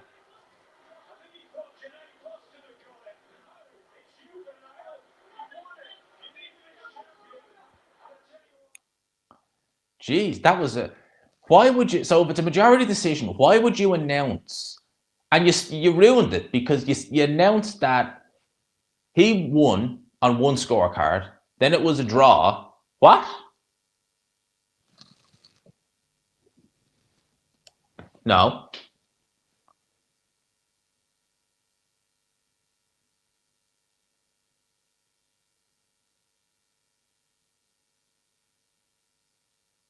I'm saying RIP Josh Warrington. What the? Where'd you see that, mate? Josh Warrington? Surely not.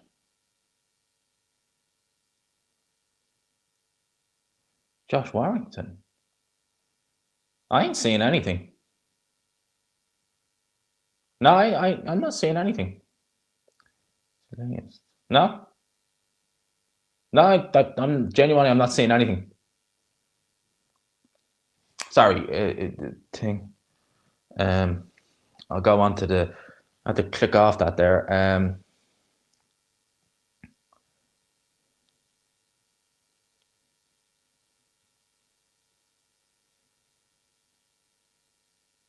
There's nothing about. Who said RIP to Joe? Oh, geez, thank God. Someone saw. As soon as I seen it, because Adam said it, and I was like, oh, I trust Adam. I was like, what? I was like, no. I don't think it. I think we're in the clear. Oh Jesus! When I seen that, I was like, what? I was like, surely not. And then I was thinking, it's a matchroom show, so they'd be the first. They'd announce it then and there, or they, remember when Eric Bristow died at the darts, and it was in the middle of a game. They had it all over, so everyone knew. So yeah, no, that didn't. Oh Lord have mercy, gave me a heart attack there. Holy crap! Nearly died when I seen that. Holy God, don't be doing that to me. It's not fun. Have a look, see. What else? Big up to Ade at the fights. Doing a great job presenting as well. Doing a great job. See, Ebony Bridges is there with Kell Brook.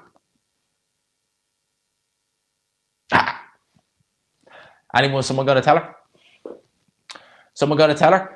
Yeah, no, it was. I noticed that, man. Don't worry. I nearly died because when I seen you post, like, what? I was like, no, surely not. No, that's not particularly funny. But not you, mate. Obviously, of course, I know it wasn't you who did it. But yeah. Ebony Bridges and Kell Brook. There's a match I never thought I'd see. For those who know, if you know, you know.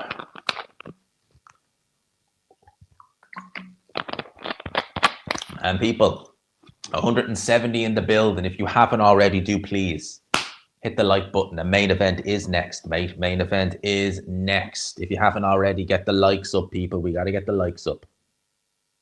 Want to get a good few people in the building. We want to have a good life. We're actually having a great life tonight. And if you haven't already, do please consider hitting subscribe as well if you haven't already. But yeah, just on the Rob Tebber, the announcer did have a nightmare because he basically spoiled the result instantly. Because I was immediately assuming when he announced that one of the fighters had it and then said draw, I was like, oh, it's a draw then, because you wouldn't do it. You wouldn't announce it like that unless it was a majority draw. And then he says for your winner, it's like, well, duh, it's only ever going to be one guy because you gave his flipping name out. So we know who's going to win. So you ruined it like that. So the MC had an. I don't understand. That's such a rookie mistake. Why would you do that? Like, you obviously, even I'm not an MC, I know if it's a majority decision, you announce the draw scorecard first and then for your winner. Mental. Dave Allen has fly gloves on. They are the best gloves you can wear. They are so comfy. If you've never worn, I have 2 pairs still. I haven't used them in a long time. That's so interesting. Look at the punch output of the punches thrown against Johnny Fisher last time. Dave Allen threw 8 punches in the first round. And Johnny Fisher started actually, he got busier as the fight progressed. And Dave Allen got progressively busier as well, went up to 16. So he was doubling his outcome. And then in the 5th round, he went berserk and threw 47 punches. It ultimately meant that he knocked out Johnny Fisher brutally in that 5th round. He's going to need to start quick in this fight. And as I said, I think the first round, I'll have a very good idea in my head how this fight's going to go after round 1. I think this first round's going to tell me a lot. It really will.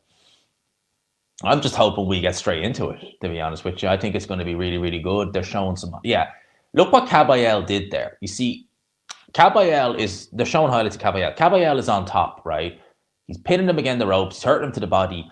Caballel is faster, way more sophisticated, though.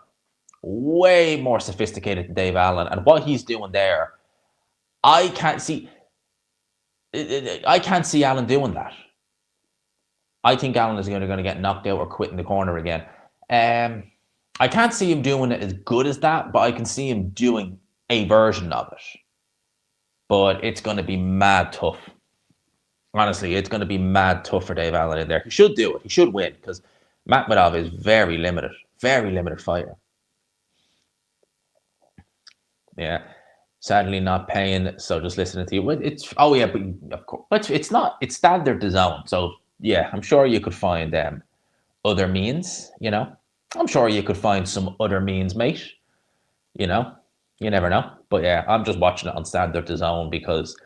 Why not? I just like having it. So what are we at? I gotta just have a quick glance while I'm here. I gotta have a quick glance on social media. Because we wait for the main event. And yeah. No, it's gonna be good. Yeah, I'm George Liddard, Kieran Conway this Friday. I don't know. I'm low-key semi-tempted to go to that fight. I'm low-key semi-tempted to go to that. I don't know. I might email someone on Monday and maybe go. Because I don't want to go on my own, though. I know Addy will be there, but he'd be working at it. So, I don't know. We'll see. We'll wait and see on that one. But I wouldn't mind going to the York Hall this Friday. Be good fun. I haven't been to York Hall in a while. And that fight is good. I think Kieran Conway is going to beat the living crap out of George Liddard, in my opinion. Caballel is arguably the most prolific body puncher. Well, I wouldn't say ever, but in terms of the heavyweight division, he's up there. Usyk's up there as well. Usyk's a good body puncher. Won him the Fury fights, arguably. Won him both Tyson Fury fights with the amount of body punches he landed. Look at that combination that he did on Johnny Fisher. That was some combination. The best combination Dave Allen's ever thrown. Against albeit a limited fight or a gimmick, but that was some combination. Allen favourite now. Yeah, he's favourite with the bookies. He's favourite with the fans. They're saying he should win. Yeah, I mean currently at all time. Is that with the bookies? Well, the odds will definitely, if he gets hurt in the first round or something, those odds are going to drop down big time. But no, he, as I said, he should be winning this fight. He really should be winning this fight. But let's see. Iced. Who's going to get iced? I need a YouTube channel that isn't going to. I need a YouTube channel because this isn't going to be good. Dave the True Allen is getting iced. Is getting iced. Yeah, I'm not a big Vettel fan myself, as you can tell. And listen, that's not because I don't have him on my because I don't have him in the top 5. That's not just because I don't like the guy. I never rated him. He had the best car, and yeah, you can only do what you got to do. But as you said, Lewis exposed him. As soon as he was in a real challenge where he didn't have the best car, he couldn't make the difference. So Vettel was just, nah, man, Sebastian Vettel. He's a real dislikable character in general, Sebastian Vettel. I've never liked. He always just rubbed me up the wrong way. So, yeah, I mean, yeah, that was one of the very few times where I was like, Lewis Hamilton all the way over Sebastian Vettel. Just out of curiosity, mate, do you watch competitive pool if you like darts? I've watched it. I love playing pool. I flipping love. Although Ade hates playing me because I'm a real hit and hoper. So Ade has a pool table in his flat, and when we play together, whenever we do the look back, he hates playing me. He always wins, but he's just because Ade would be proper like into it, and he'd be thinking, right, this fight, this is going to go here, it's going to go here, and I'm just like bang. But no, I haven't actually sat down and watched it. I'd probably like it as well because I love watching darts as well. I probably would like sitting down to watch it. Into a World of Boxing. No, that was that Netflix show about Fury and Usyk. They did that. I think they did that before the second fight. Still never seen it. And then they're showing the clips of Parker versus. Oh no, that's yeah. The build up to that first fight. Honestly, the second fight was good, but the build up to that first fight was like nothing I have ever seen before. That was amazing. The build up to that first fight. It was just, honestly, the build up to that first fight was just incredible. I just cannot explain how good that was. It was amazing, the build up to that first fight. And just fight week in general. You know, it started out with John Fury headbutting that member of the team, Usyk, and coming off the worst. It just seemed like it was written for Usyk to win that fight. And he won it, in spite of what Fury may be saying. It was just, yeah, it was great. Snooker is a lot more popular in terms of spectator sport, which is strange because I actually prefer playing pool and even probably would prefer watching pool. I know how snooker is, but I would just prefer, I know with snooker you can get to 147 and stuff like that. Yeah, that was like proper final boss vibes, wasn't it? It was just, honestly, man, boat ring walks. But again, that first one was just, I think Turkey even said it when I remember Ade interviewed Turkey on the, I think it was the 5v5. And that was a few weeks after Fury Usyk. And even Turkey was saying, although the 5v5 had a better card, it was better undercard, better card overall, the Fury Usyk fight was special. It just had that very special feel. Usyk loses to, right now I'd probably be inclined to agree, maybe. But age is catching up, man. Age is catching up. It's not even 10 a.m. or 10 p.m. yet, and we're already getting ready for the main event. So the main event is coming. I'm happy about that. Seems like we're going to be out of here. We'll be out of here by about half, I would say. So it's going to be a nice one. But yeah, man, it's that was always anyway. Main event, yes, main event time, people. And yes, hit the like button if you haven't already, and do please consider hitting subscribe again if you just in case you haven't. You know, you got to build those likes and subscribes up, man. They're free. It takes literally a few seconds to hit the like button, by the way. It takes literally a few seconds, and we're trying to get to 27k. I'm hoping this will go a long way. No, I'll watch it in the morning, man. I'm not staying up for the Boots fight. Nah. If he was fighting Virgil Ortiz, I probably would. If he was fighting someone's name, I would probably stay up for it, but I'm not staying up. No, I'm not staying up for this. No. I'm going to be, I'm 100% going to do this. Do a post-fight review as soon as I finish here. So we'll do this live stream. We'll finish up here. We'll do a post-fight review. And then I'll probably stay up a little while longer, but I'm not going to go and I'm not going to do any more work. But like, I'll probably stay up a little while longer, but I'm not going to do any more work tonight. No way. That's me done in terms of work. That's me done. Thanks for all your content. You pumped us all up for the boxing, us boxing fans. You're very enthusiastic in the way you present yourself. Is very respectable. Well, thank you, mate. I appreciate that. You still owe me a $5 from the Usyk Fury fight. I bet a $5 Usyk would beat him. Do you remember? Honestly, no, mate. But if I owe you a $5, if you're ever at one of the live shows that Ade is doing, he normally has me as a guest, I will buy you a drink. I promise on that one. I don't remember that. My dad is watching the darts and I'm watching the boxing. I'm still checking the scores in the darts. I'm pretty sure Luke Humphreys. No, Danny Noppert is staying in. That's why I like set play. You can have a comeback. I doubt Danny Noppert's going to win that game, though. I'm just checking the scores constantly. He picked Usyk. I'm pretty sure I thought I picked Usyk. I'm pretty sure I did. Pretty sure I did pick Usyk. You're a top man, but wrong tonight. Allen is very overrated. Well, overrated to what extent? I mean, Makhmudov is not incredible. He does look mean, doesn't he? He looks real mean. But like Allen is going, I'm telling you now, he's going nowhere in terms of world level. He's never going to hit world level. No way in hell. So overrated to what end? Is he better than domestic level? Fraser Clark is domestic level. He ain't beating Fraser Clark. Trust in my commentary. Thank you, man. That's what I mean. Someone asked me earlier, would I like to do commentary? I'd love to. And we will be doing commentary for this particular fight. We've talked all through the last two. And I got to be honest, the last 2 hours have just like that. They've gone by like that. But we will certainly be doing commentary for this one. Arslanbek Makhmudov, he's the sort of guy you wouldn't want to meet in a dark alley, yeah? But if some guy was giving you crap, he's the guy you'd want to be like, mate, you see what this guy is doing? Yes. He would be flipping running. He would be running. He just looks mean. He looks an elite level bouncer. Man, if you went into a nightclub and you thought you were a bit of a wrong'un and you saw him there, you'd be a flipping choir boy without even saying a word. You'd see him and be like, not tonight. I'm being a good boy tonight.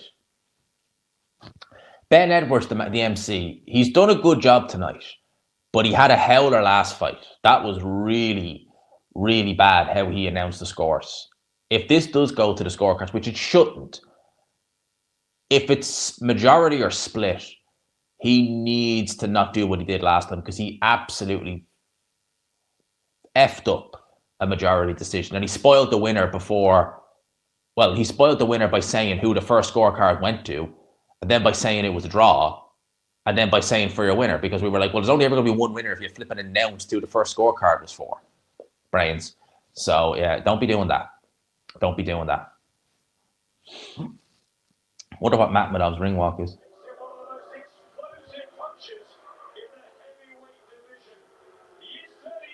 Yes, but he looks mean. Big flaws.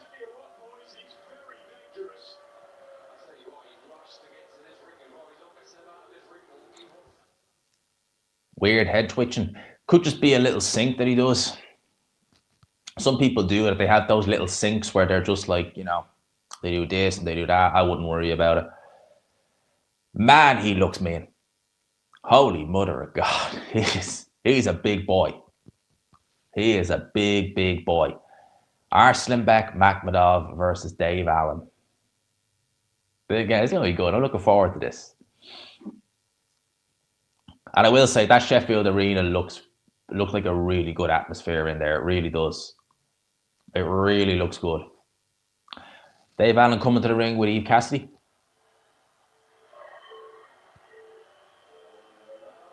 Nope. Not coming to the ring. He only comes to the ring with Fields of Gold. Who is that? Crawford for me is better than Mayweather. He's more technical and he takes risks. Oh God, yeah, like he takes risks that Mayweather would have never done. LOL, mate, you give me massive nostalgia. I used to be at Black Bar in Blackpool and we had a bouncer like that. He was effing massive tuck. We had lads like that. There was in Swords. It's gone now. And I don't think he's still alive now. But there was a bouncer, and he didn't look like much, right? He didn't look like a big steadhead or anything like that. But apparently, what he used to do, and people used to always be looking for it. He used to wear gloves, like white gloves. Like he wear the suit, but he always had these white gloves on. And apparently, he had loads of sand there, like loads of sand. So if he truck a dig at you, you were getting like be hit with a sandbag. So no one, if people used to be like, is he on? And if you'd see him, you'd be like, just don't mess with him. And some of the things those bouncers do, they didn't play around some of those bouncers. But yeah, no, you would Makhmudov as a bouncer, you would not want to mess with him.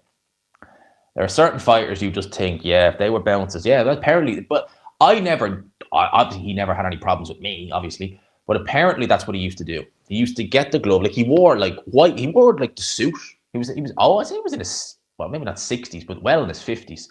But he had these white gloves on. And they always did look big. Apparently that's what he used to do. He just put sand in them.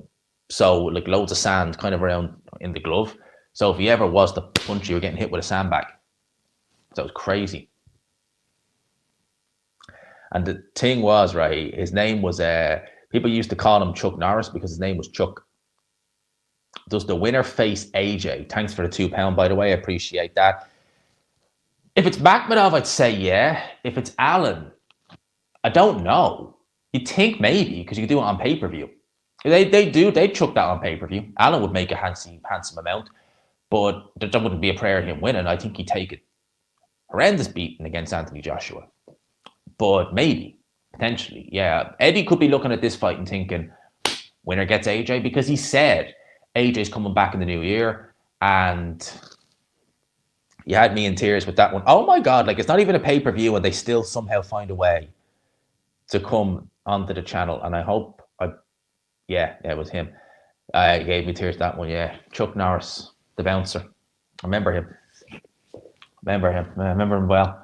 Well, again, I never had any dealings with him, obviously, and that was a crap nightclub. I think I went there like twice my whole life. It was crap. It was an underground. Well, it was like underground. It was in Swords, but it was a basement nightclub. It was actually quite big, but it was crap. It was crap. We used to go there when we were like 17, 18, and it was the first nightclub we could get into. And then we were like, that's the reason why it was crap. But yeah, he was known for that. They're putting sand in the gloves. Yeah. Don't know about any other ones around Swords that did anything, because there was a time in Swords about 10 years ago where there was just like bar clubs left, right, and centre, and they all had bouncers. But there's never any issues with any of them that I remember, or any known ones that did anything, untoward. Just that one. Just him. Makhmudov should really win, but hope they pulled it off. I'm excited for this now, lads. It's going to be good. I think I'm always excited when it's two heavyweights. It's just something about the heavyweight division where you're just like, carnage, let's roll. Let's get this going. Bob Williams, John Robert Lane, and Powell's last name. What's that say? Just a quick one to people watching. If you see another YouTube with those bots, just report it. I'll be keeping a close eye on it. I'm surprised that actually happened, because it normally, with the pay-per-views, they're normally really bad. Like really bad with the pay-per-views. But with these, they're normally, to be honest, whenever I've done a standard DAZN, I don't recall them ever being a problem, but just happen to be there. Yeah, you want to get rid of them pretty quick, because I think if they're posting links like that, it can have a knock. Like your channel's the one that gets in the crap for it, even though it's not you who's doing it. Sort of way. So you want to be just really careful with that. But yeah, no, they shouldn't. That shouldn't be happening. Can you say when the round starts? I will, of course. I always do. I will, of course. Oh man, two heavyweights getting ready to trade letter. I'm gonna take a sip of water now because I won't be having any after this goes.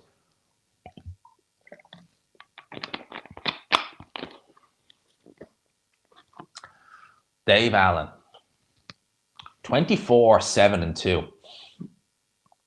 I don't know why, but I thought he had more wins than that. I honestly did think he had more wins than just 24. 7 defeats. Dylan White's iconic gut. I was just thinking that. I'm not even going to... I didn't want to say it, because Dave Allen is a bit sensitive when you mention that, as I know. But I didn't want to say it, but I was looking at it and I was like, oh, that's proper sticking out. That's proper, like, that gut is protruding. You can see it. Referee gives both fighters instructions. It's going to be good, lads. It's going to be good. Let's turn it up a little.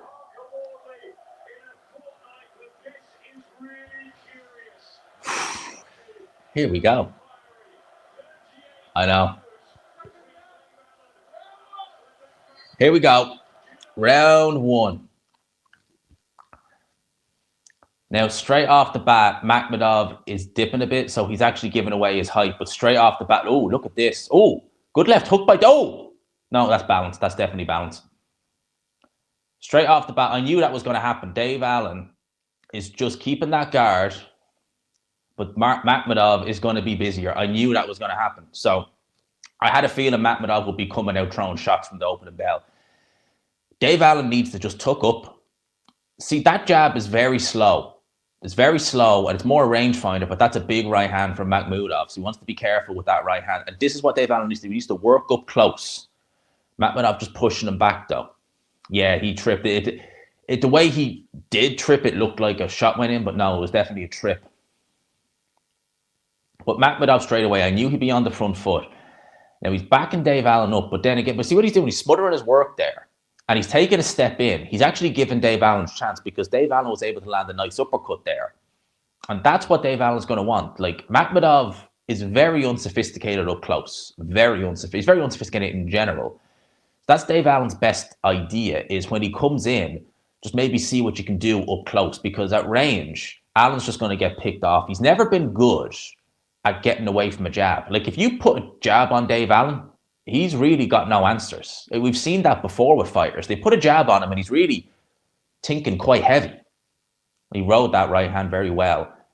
But Makhmudov coming out swinging early on, and that's a good little jab again. It's a very ponderous jab, though. So Dave Allen should be really able to... It's consistent. That's the only thing. Like, it's not a great jab, but it's consistent. That's a big right hand. Oh, that's an uppercut that goes in as well from Makhmudov. It's a very good first round here from Makhmudov, definitely. Dave Allen has that kind of...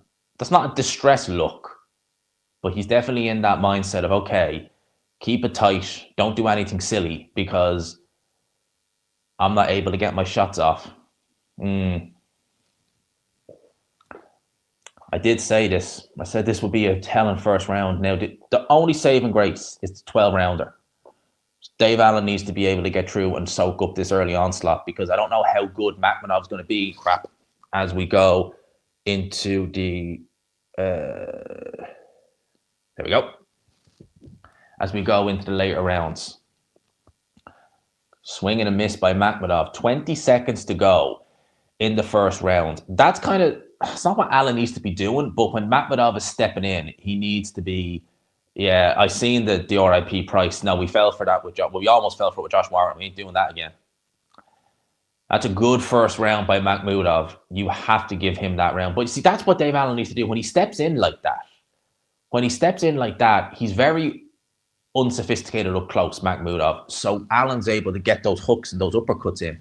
He needs to try and get one hand free and get some of them in. And that's what he needs to be doing. He needs to try and do that. But that's a first round in the bank for Arslanbek Makhmudov.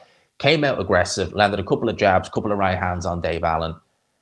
There you go. Dave from The Price is Right. Come on, man. Don't be doing that. It's not fun. It's not fun doing that, man. Seriously. There's nothing fun about that, man.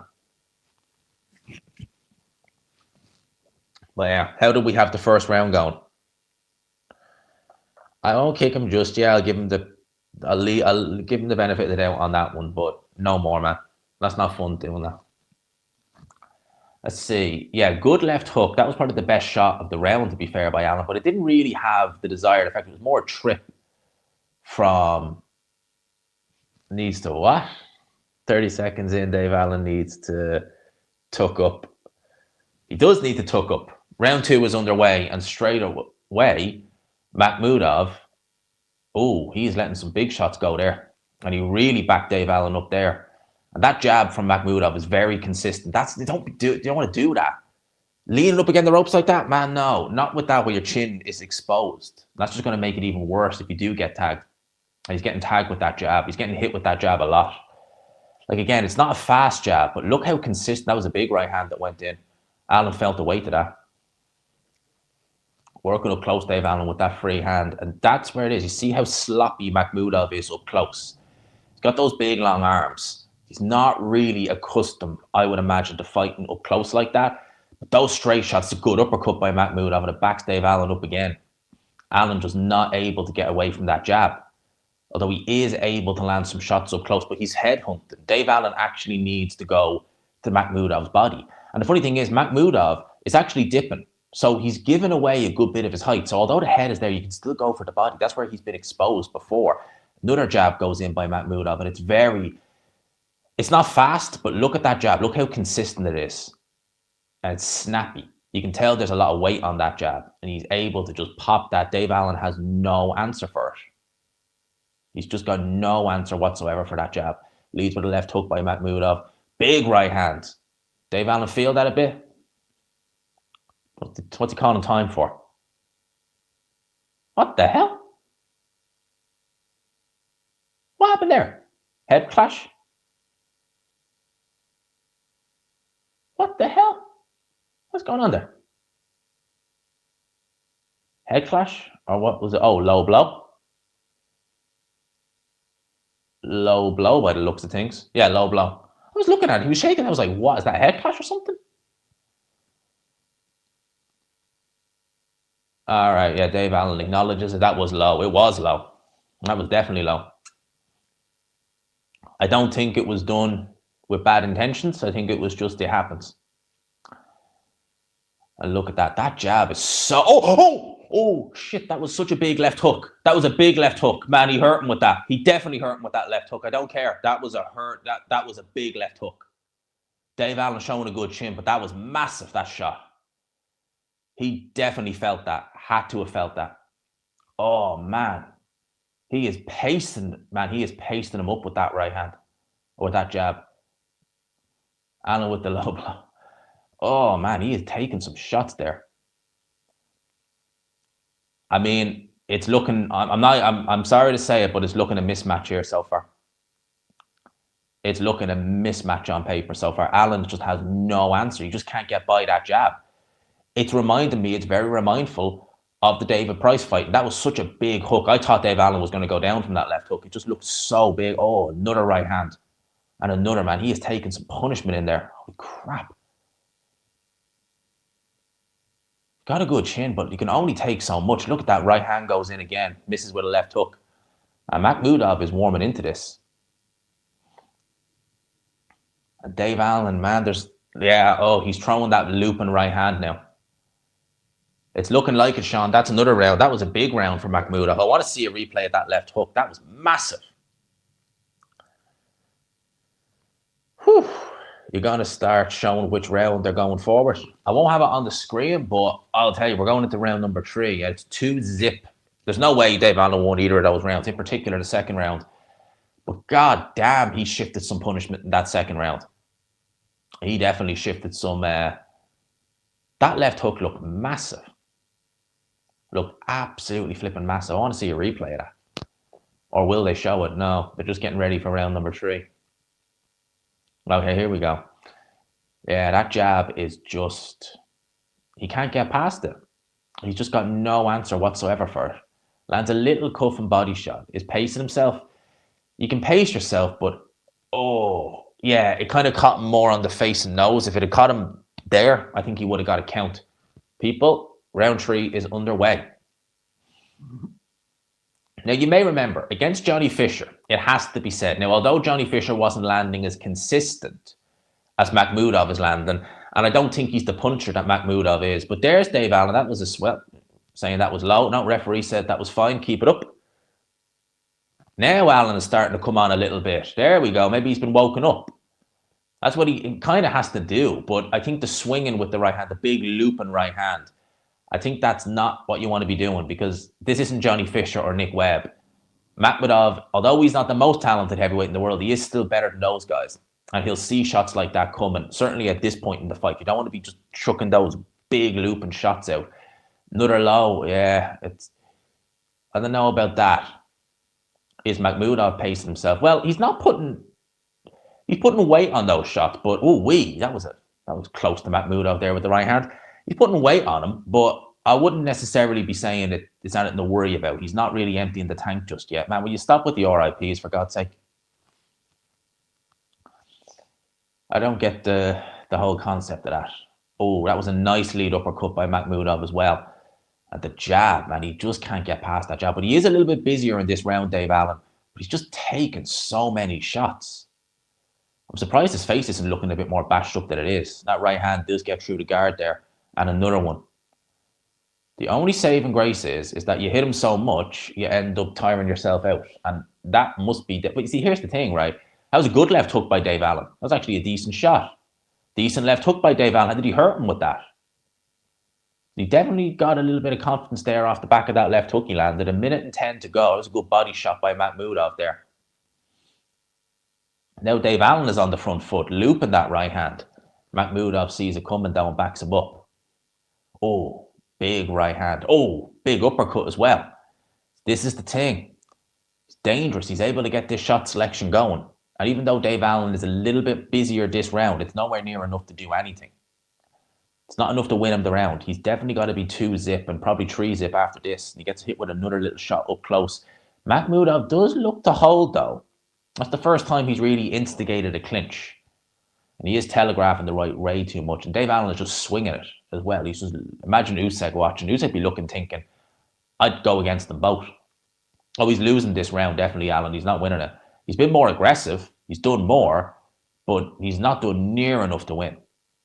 Not done near enough to win. 15 seconds left in round number 3. Referee gives Makhmudov a warning over holding, believe it or not. He's only instigated 1 or 2 clinches the whole fight. But another right hand goes in. He's not missing with that right hand. Oh, that was a decent shot to end the round by Dave Allen. The kind of loop and jab / hook. But again, he raises his hand aloft, but I wouldn't be giving him that round. I'd be giving Makhmudov that round. Definitely. Definitely round 3 to Arslanbek Makhmudov. Again, thoughts on Fury wearing the... I didn't particularly like it, but a few people were saying that's because Ricky Hatton liked it when he wore it to the Usyk press conference. But if it wasn't for that, if he wore it for him, I'd be like, no, not really good. Not a good look. Let's see. Oh, that uppercut, man, it's working well for Makhmudov. I just worry for Dave Allen because there's only so many of these shots you can take before it starts to wear you down. Hang on a minute. There we go. Man, the bots are on it tonight. Seriously. On a standard DAZN show. Now, the jab, the key points, round number 4 is underway. Dave Allen is having serious problems getting past that jab. You know, he's having to resort to loop, and for God's sake, he's having to resort to loop and shots in. Crowd giving him something mentally. I think, he can't deal with the jab. Absolutely not. And that's the problem. Like, when Dave Allen fought David Price, all David Price really did was stick the jab right hand on him. And Dave Allen actually ended up in hospital after that fight, you know? And David Price, again, like, there's another example. David Price is someone who's never really been known as a fighter who can go the distance. I don't think he ever went 12 rounds in his career. But if you set a pace that you're comfy with, you can just keep it up. Even if you're not a fighter with great stamina, just set a pace you're comfy with. And Makhmudov looks comfy in there. Yeah, he's clinching a little bit when Dave Allen gets up close. But, you know, I mean, that's what you kind of would expect. I don't think it's out of desperation. I think it's just tactical clinching. And once it's in center ring, it's just like, wow, jab, right hand, uppercut, jab, right hand, uppercut. And Dave Allen has no answer. He's just not able. There's no head movement. You can take a jab away with a little bit of head movement if you're good enough, right? Get a little bit of head movement. You'd be pretty good. You can take that jab away. He's not doing any of that, right? It's just the same. Tuck up, hope I can get by it, and hope I can swing a right hand. It's not going to win you this fight. No way. And it's 1:40 to go in round number 4. And again, Arslanbek Makhmudov just popping that jab out. It's nothing if not consistent, that jab. And there's another right hand that goes in. Dave Allen is kind of looking and just being like, all right, well, define good shape. By his standards, he's in okay shape. Oh, uppercut again. Blocks the right hand from Dave Allen, saw it coming a mile away. But this is better. Allen needs to be on the front foot, but he's not busy enough on the front foot. This is what I said in the pre-fight video. If he's on the front foot, he needs to be busy with it. He needs to actually just make an actual attack on Makhmudov. He's limited. You can push him back. That's what Caballel was doing. He was in the pocket, but he was also trading with him. He was able to just get in, get underneath some of the shots, and land body shots. Allen's not doing that. Not doing that in the slightest. 50 seconds to go in round number 4. And it's another round that Makhmudov, for me, is winning. I mean, I haven't given Dave Allen really a minute of any round so far, much less this one. And he's just, those jabs, there's the right hand that got through the guard there. There's nothing special about that right hand. It's just a little boop. And that's what you need to do. Body shot by Dave Allen there. That was legit. It wasn't low. That was a legit body shot by Dave Allen. That's what you needed to do. And there you go, back on the jab, Makhmudov. You see, if you back him up like this, the jab becomes a lot less effective because he's not able to plant his feet. He's not able to set it. It's just more of an arm punch. You should be able to get around that. But again, he had Makhmudov there backed up to the rope. He didn't do anything. He literally didn't do anything. One body shot goes in, and round number 4 is going to come to an end. Now, yeah, didn't do anything. Didn't do anything. So when Dave Allen is backing Makhmudov up to the ropes, that's his opportunity. You know, a little bit of head movement. Boom, boom, boom. Nope. Head up, hands up, jab, jab, jab, jab, jab. Nothing. For me, that's just not right. So you've got to have a clean sweep for Makhmudov now at the minute. I'd love to know what way Frampton and Bellew were scoring it, but you can't have it any other way than 4-zip Makhmudov. We've got 300 people in the building. If you haven't already, hit the like button and hit subscribe. If you haven't already, I would appreciate it. I've got a 4-zip Makhmudov. Big right hands going in. Huge right hands. There's only so much of these you can take if you're Dave Allen. You know, you've a good chin, but you can't take too many of these. There we go. We're getting ready for round number 5. Underway. 4-zip. How do you have it through 4? I got it 40-36. Arslanbek Makhmudov. I got to tell you, Jim, Dave Allen hasn't won a single round yet. He's not busy enough. He's not active. He's letting Makhmudov tee off on him. It's a bad look. I'm indifferent, man. I might not like Dave Allen as a particular. I might not have much time for him, but I don't want to see a guy get his head scrambled either. But yeah, I'm indifferent, to be honest with you, really. I might not like him as a person just because of some of the stuff he said about me. But look, boxing's boxing. I'll be objective as objective as I can be. And 3 trolls. Yeah. I haven't seen, well, again, I'm not really focusing so much on the chat, to be honest with you. I'm not really focusing a massive amount on it. I'm trying to, you know, we commenting at the same time, and look at this by Makhmudov, honestly. He is landing some big shots still.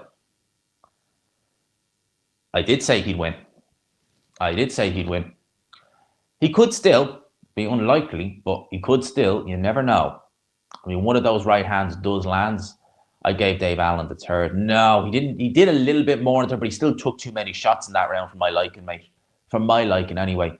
Oh, just that I'm full of you-know-what, because I mentioned the fact that he didn't diet for his last fight, and he got all upset about that and this, that, and the other, you know, and then admitted that he didn't diet. Like, so I was just like, well, seriously? Why are you getting triggered by, like, the truth? Like, seriously? But, yeah. As I say, always on this channel, doesn't matter. I keep it objective. Going into this fight, I did think he'd win, but goddamn, he is taking some right hands galore in there. Holy crap. That's better. Oh, that was a good uppercut by Dave Allen. Now he needs to follow up, man. You're not doing it. He literally snapped his head back with an uppercut and he doesn't follow up.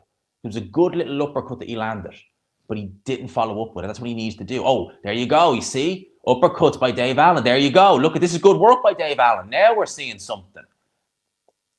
But Makhmudov is able. That's why I said about Makhmudov. You can back him up, right? If you can back up to the ropes, he's very limited. There's not a lot he can do. So you can open up on him like Dave Allen did there. He needs to work more when he backs him up like that. That's how he's going to win this fight. That's what he needs to do. When he's in center of the ring like this, he's open for those big right hands. Like he's saying, there's a lot of swelling amongst the right eye of Dave Allen. A lot of swelling. You can see it there, starting to look a bit red. But Makhmudov, once he's backed up against the ropes, which Dave Allen is doing there, right? Let the shots go. See that? He's opened. Let the shots go, Dave Allen. He's there for it. Don't be afraid to let your hands go. That's your problem. And that's why you're making this fight harder than it needs to be. There we go. Round 5 comes down. Better round for Dave Allen. I will say that. Better round for Dave Allen, definitely. I'm going to be generous and give him that round. I'm going to be generous and I'm going to give him that round. Oh, crap. Missed that. Dave Allen would kick the living crap out of me. Dave Allen would kick the living crap out of me if we fought. I'm not even going to pretend. See a lot of swelling around that side. I'm going to give Dave Allen that round because he landed enough shots, I think, to win it. Although Makhmudov landed his own, I've no problem giving him that round. It's a good uppercut. See that? It's a good uppercut by Dave Allen. He needs more of that. Body shots going in. Makhmudov doesn't look comfy when he's backed up against the ropes. That's what Dave Allen needs to be doing. Don't let him take center ring and just get him backed up. If you can get him backed up, he's still dangerous, but you have a better chance. That was borderline. That was a borderline shot, that one, to be fair. That was a borderline shot, I'd say. All right, round number 6 underway. Dave Allen, for me, has won his first round. So is there something to it? Can he pull this one out? He has still taken some punishment in there, but can he actually do something? Can he be able? There you go. He's actually working his own job. It's the first jab I've seen him throw, I think, in this whole fight. And there you go. So there you go, Dave Allen. Your jab's working. A few more shots. There you go. Get some of your shots going. Get him backed up against the ropes. He doesn't like that. Don't let him get comfy in the center of the ring. If you let him get comfy in the center of the ring, that's it. He's gonna have a field day. He's gonna pepper you with jabs, and he's gonna land right hands. Because Dave Allen's defense, that was a good body shot by Makhmudov, to be fair. Big uppercut. That does back Dave Allen up. That's what Dave Allen does not want. He does not want to be backed up to the ropes, because that is bad news for him. It's just giving Arslanbek Makhmudov free opportunities to swing. Now, that's good work. Oh, don't do that, Dave Allen. Jesus. Swung and a miss there. Way off. All right, now Allen is backing Makhmudov to the ropes there. Good little bit of cutting off the ring. And that's why Makhmudov is trying to initiate the clinches, because he doesn't want to give Dave Allen any opportunity. When he's feeling those ropes, he's like, get in here. And he's holding him, because he knows Dave Allen is better up close. Could it end like Wardley? I doubt it. I doubt Dave Allen has that type of punching power. Certainly, he's taken a lot of punches in here. He's taken a hell of a lot. But he's always shown good whiskers, if nothing else. There we go. But Makhmudov, that's good, actually. He was able to get out of the corner there and just shimmy Dave Allen around. Makhmudov's landed way more shots in this round. He's done a lot better. So he's winning this round for me. Did Padley win? Barely. But he did. But yeah, in response to Charlie's question, Makhmudov's definitely winning this round. He's landed a lot of shots on Dave Allen, a lot in this round. Uppercut again, turns Dave Allen, and that's what he wants to do. He wants to turn Dave Allen, and then he's like, right, center of the ring, bang, bang. And Allen, although he did good work last round, he was able to back Makhmudov up, land uppercuts. He's not having the same sustainable attacks this round. Although that is better head movement. I mean, that's a much better head movement from Dave Allen, I have to say. He was able to avoid a lot of the big shots that Makhmudov threw there. It's the first time in the course of the fight we've seen Dave Allen actually use his head, as in for head movement. But now, there we go. Nice little left hook up close by Dave Allen. But Makhmudov still just in his comfort zone. But he's slowing down. There's a notable slowdown in some of the punches. That's a good right hand, though. That's a good right hand by Makhmudov. And he's still just able to find those holes in the Dave Allen defense. Just ever so slightly. Like those jabs. Like, that was a swing and a miss by Dave Allen, but he took a big right hand and holy crap. This is just not a good look, though. You're taking too many shots, man. Hand speed is shocking. Like, it's non-existent. Yeah, most people have Makhmudov winning. I gave him the 6th round. I was generous and I gave Allen the 5th, but he's definitely won the 6th round.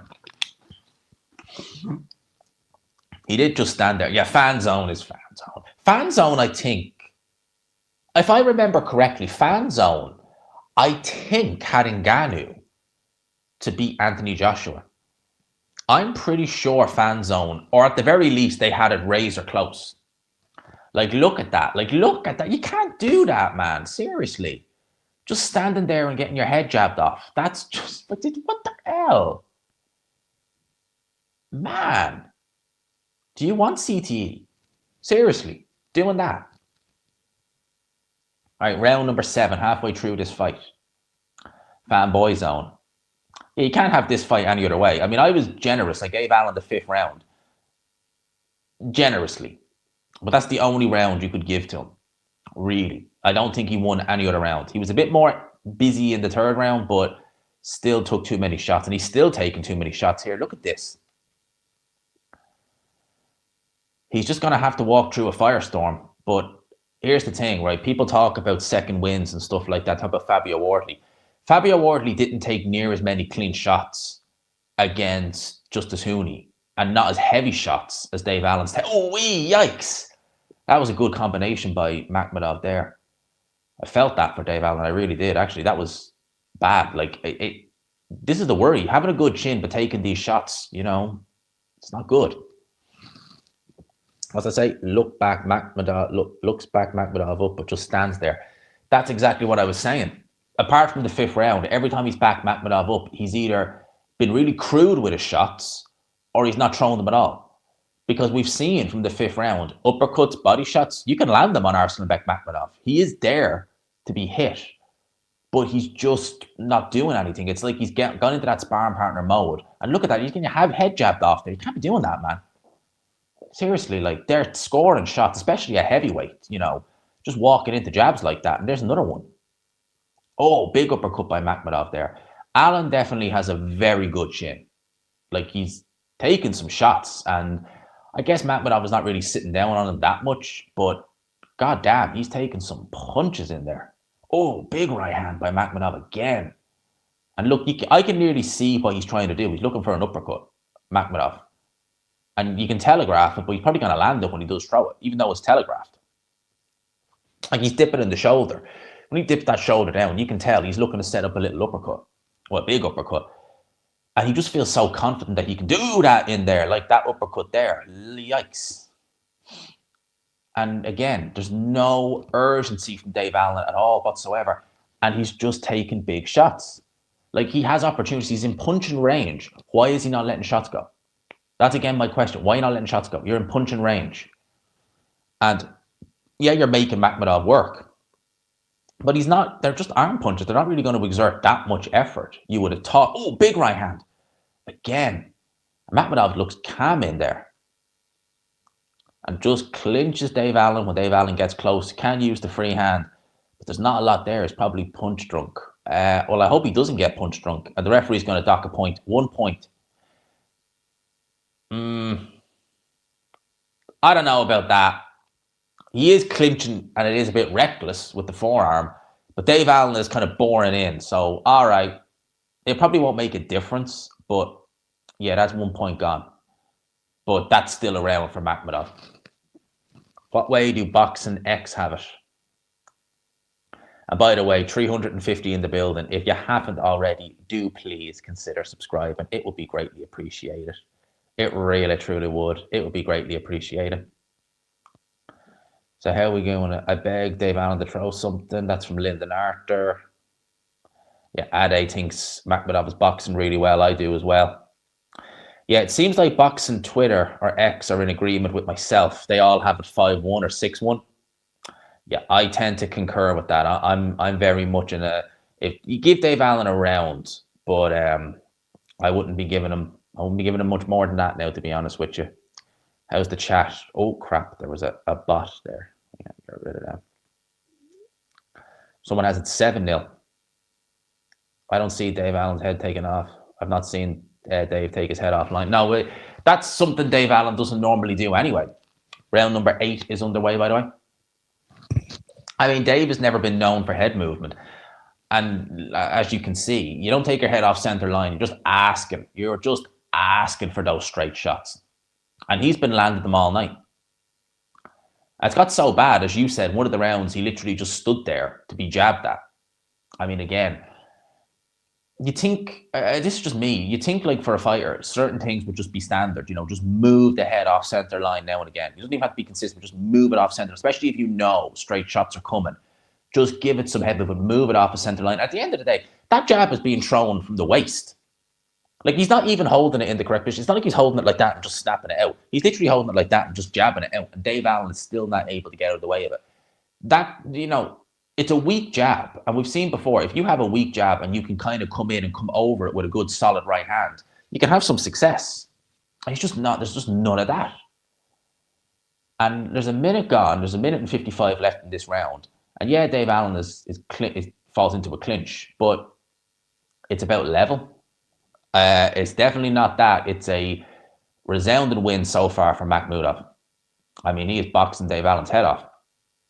And another right hand goes in, and oh, that was a good uppercut by Makhmudov there. The jab is looking, people talk about Makhmudov's stamina. The steam from the shots that Allen is throwing seems gone. Doesn't seem like there's much steam in those shots at all. He threw a jab there a few seconds ago, and it just fell completely short. It was just a real labor jab. And now Makhmudov, and thank you, Mr. FD, just subbed. I appreciate it, man. Thank you. 1:05 to go in round number 8. It's another round for Makhmudov so far. He's just finding that jab, finding that right hand. It's easy out there almost at this stage. Oh, look at that. Although that's better from Dave Allen. That's better. He landed a nice shot there. And Makhmudov has to clinch. So it's a better bit of work by Dave Allen, but it's not enough. His chin is good, but not this good. He's taken a lot of damage in there. He is. And it's very reminiscent to the David Price fight. I think Dave Allen got marked up a lot more against Pricey. I remember he was marked up quite bad in that fight. But it is very reminiscent. Just a fighter who is, again, limited, but just, I don't know. It's just not there. And unlike Justice Hooney against Wardley, Allen doesn't have that. He has power, but I just don't think he has that, boom, it's done, it's over, kind of punching him. He might, but I'm not seeing it. And he's just reckless. Like, Wardley was never reckless. This is just, he's getting reckless in there with those shots. He's swinging, he's missing, there's no accuracy, and round 8 comes to an end. I don't know. This is looking very ominous. Very, very ominous. He's good at applying pressure, but he's not able to do anything with it. Exactly that. Applying all that pressure. No, he is applying pressure. So applying pressure is essentially, right, if I can, with my feet, maneuver you to the ropes, if I'm coming forward, but I'm able to just get you backed up, it puts me in punching range. If you're throwing the straight shots, it means that you're kind of, you're on the back foot, so they're not going to be as effective. But you're not doing anything with it. You're just literally, I'm backed up, and then I'm going to move you because you're not doing anything, or I'm going to clinch you. Allen had success in round 5 when he backed him up and was able to land big shots. He's not done that since. I don't know why. Round number 9 is now underway. And again, more of the same. Arslanbek Makhmudov straight out on the jab. And it's not even a particularly powerful jab at this stage. It's just the rangefinder almost. But it's just getting there. And again, this is what I mean. This is what Adam meant by pressure. Okay, so he's throwing some shots now. But he's backing Makhmudov up. But he's just keeping that guard up high. He's not doing anything. Like, he is in punching range there. He's not particularly fast, Makhmudov. So the counters, oh, there you go again. Yikes. The counters are not really going to be coming that fast, you would imagine, if indeed at all. So there is opportunity there for you to let your hands go and do something, but you're just not doing it. And you're getting your head jabbed off. All right, this is a little bit better. Yeah, Caballel, when he got in there, when he came close, he didn't stop. Man was throwing everything. Was doing really good with it. But Caballel is levels better. Levels and levels and levels. That was a good right hand, though, by Dave Allen. It was a little looping one. Didn't have much on it, but it did land. And very reckless with the glove. What was that? What the hell was it? What the hell? Oh, mouthpiece. That was the way he's did that. I was like, what's going on here? He was like proper. What? Like that. I was like, what happened here? Just the mouthpiece. All right. And more of the same. Yeah, just the mouthpiece, man, Mr. Luca. I was looking at it as well. I was like, what the hell is that? Just the way he did it. It was just so, oh, God. Oh, wow. Oh, he hurt him with that. I think he felt that, Dave Allen. Well, that was a big uppercut. He definitely felt that. He definitely stopped a little bit in his tracks with that. I think Makhmudov knows that as well, because he definitely jittered with that, right, with that uppercut. Might have actually woke Dave Allen up a little bit, because he's actually, oh, big right hand. But Allen, now he's finally fighting. That was a big right hand that he threw. So he gets hit with a big uppercut, and then he finally decides to throw some punches. And look at this. Now we're seeing something. There's not a lot though in those shots, it has to be said. There's not a lot. Like, he actually did get some body shots off, but they're just laboured. Man, he's taking those right hands. Holy crap. Man, he's taking a lot of right hands. But he's not following up exactly that. But again, Adam, even though he's not following up, it looks like there's nothing in them. Like, when he threw those shots, when he let that flurry go, they just looked so pitter-patter. They didn't look like there was much at all there. 25 seconds, 20 seconds. That was a good uppercut by Dave Allen. That's better. Oh, that's better from Dave Allen. Look at this. Yes, now, here we go. Dave Allen getting some shots off on Makhmudov. That's how you do it, Dave Allen. That's maybe winning you the round. That maybe would have won you the round. He does look knackered, though.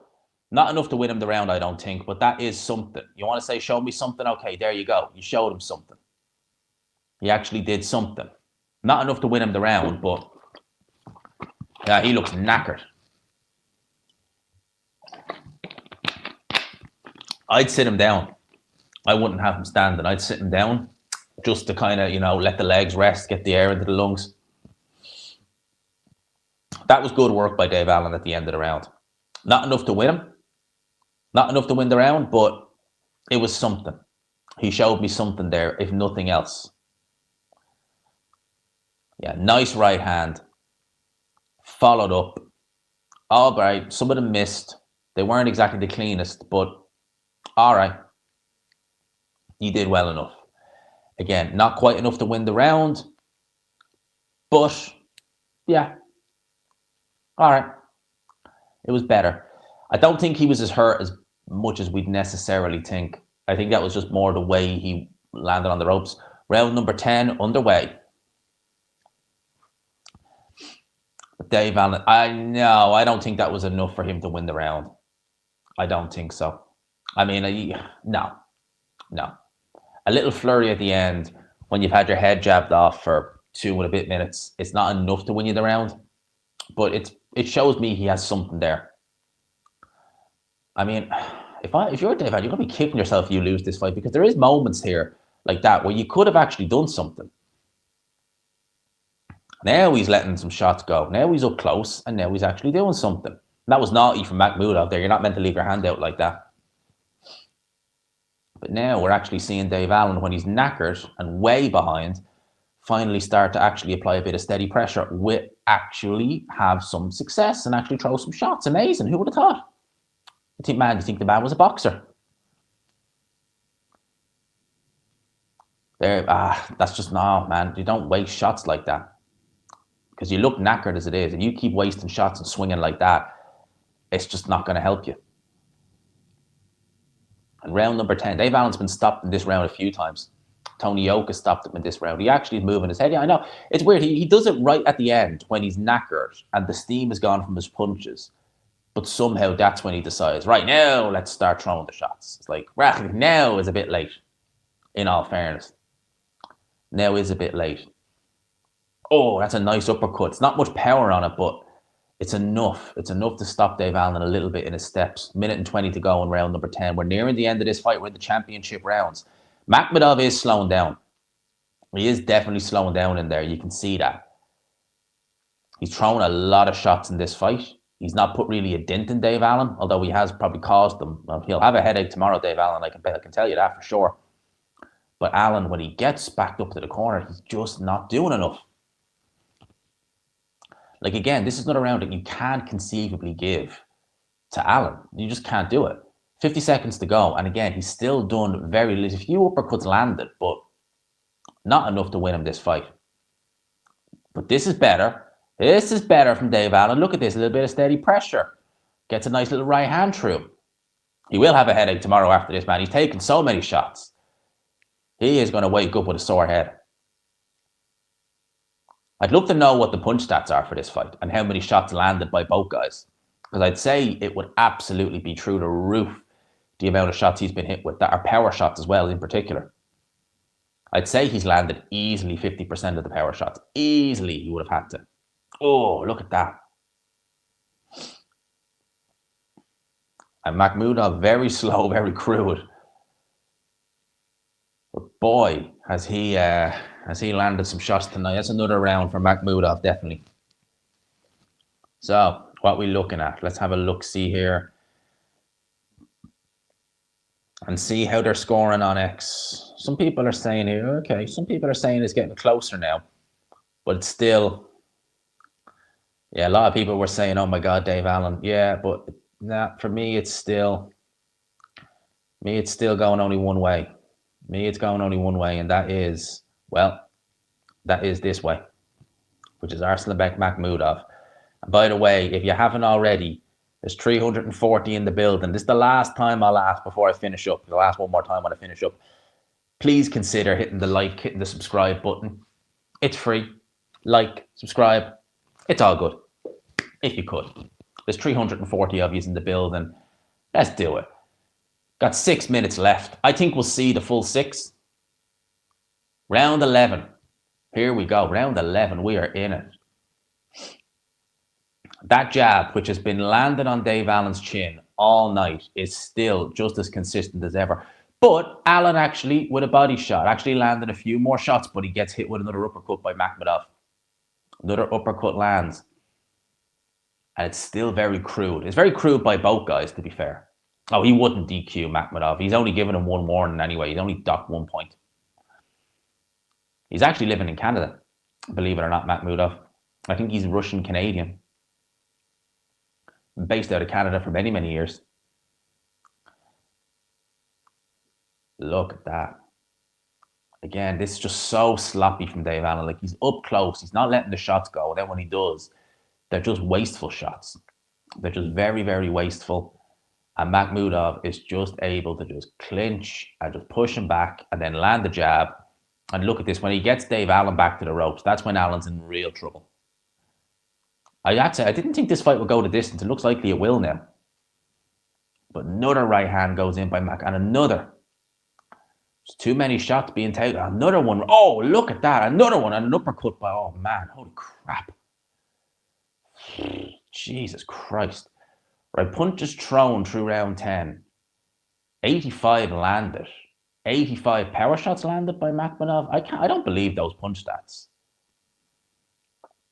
Because Makhmudov has thrown way more than that. And he has been lighting Dave Allen up in there like he is now, man. He is lighting him up in there. 1:15 to go. Honestly, like, I'm wondering. Oh. No, I thought Makhmudov always looks hurt when he backs up. Do you notice that? He always just looks hurt whenever he gets backed up. I thought he was there. Oh, but he might have been hurt by that. Uppercut goes in by Dave Allen. That was a good shot. That was a decent shot. First decent shot in a while I've seen him throw. In a round where he's taken loads of shots. Loads of them.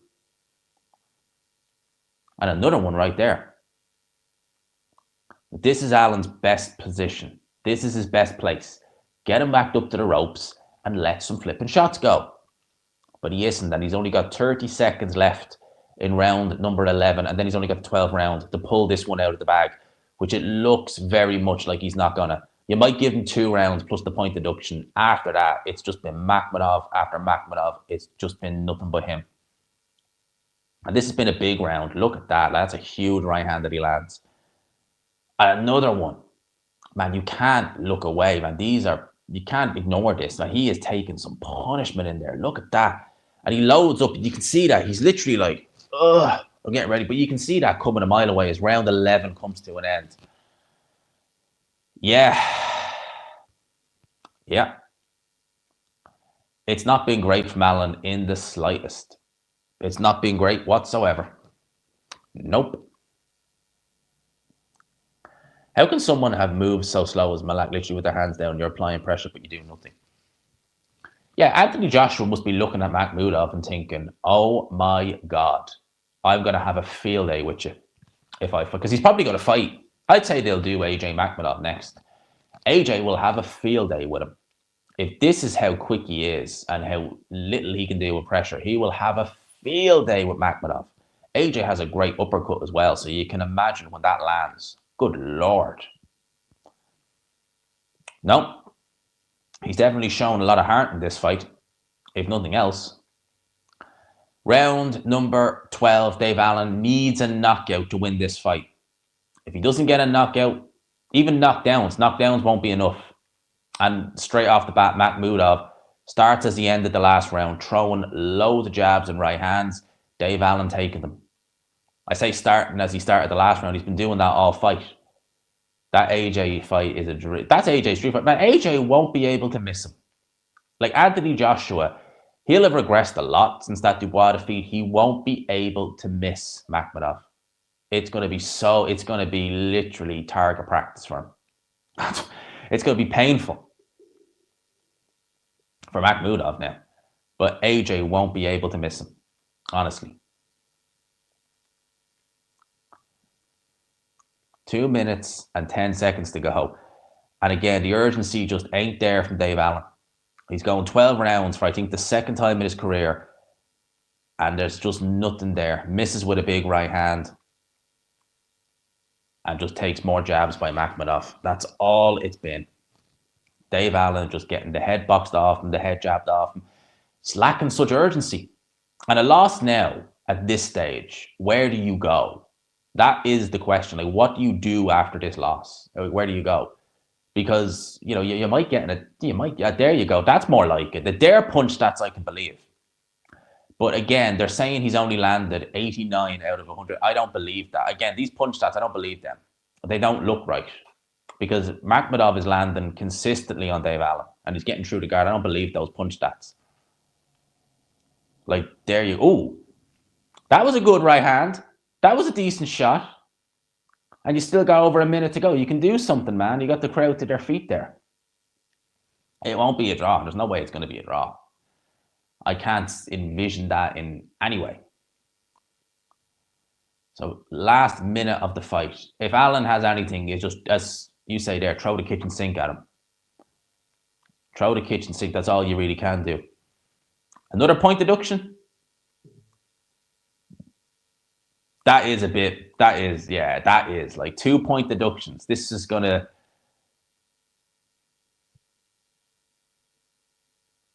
in the last 50 seconds, you do another point deduction. And that's just spurred Makhmudov on. That's literally all it's done. That is just spurred him on. It won't make a difference. It shouldn't. But it might spur Dave Allen with the head aloft. Oh, wait. Every time he launches one of them, yeah, that ref has been on Makhmudov's case from the get-go, and he's let a few low blows go as well. So Steve Gray doing what Steve Gray can sometimes do. But the last 10 seconds, the bell is going to go. Makhmudov, although he's had 2 point deductions, he will win this fight. He will win this fight. He will beat Dave Allen. Dave Allen with one last wild swing, and that's it. It's over. He looks knackered. Makhmudov, for me, has won that. Has won that clearly.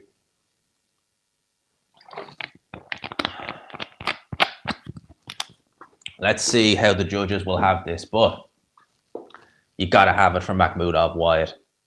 Have to.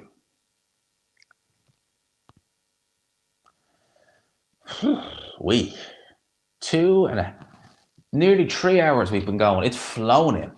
Yeah, he is knackered. He's absolutely shattered. What time is it actually? Nearly 11 o'clock. All right. I'll be able to get the post-fight done probably in the next 10 to 15 minutes and we'll be good to go. Makhmudov, holy shit, man. He gave a good account of himself in the first half of the fight. He looked knackered after the second. And AJ, if he does fight Makhmudov next, will be looking at that thinking, I will have target practice. Target practice. He won't be able to miss him. He will not miss Makhmudov if they fight. When we get the hair transplant, hopefully next year, man. They had to push it back.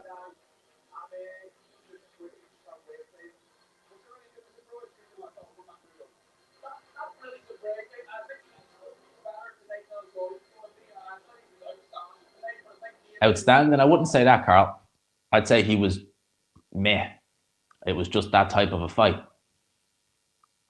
He landed a lot on Dave Allen, man. I wonder what way they're going to score it. 2-point deductions, and you could maybe give Alan 2 rounds. After that, man, this is not going to happen. Nah, they could. If they did, it'd be... No, you can't do that. If they did, then that's just blatant corruption. I'm sorry, but it is. It's just what it is. 77% say Makhmudov won. 23% thought Alan won. I don't know how anyone could watch that fight and think Alan won it.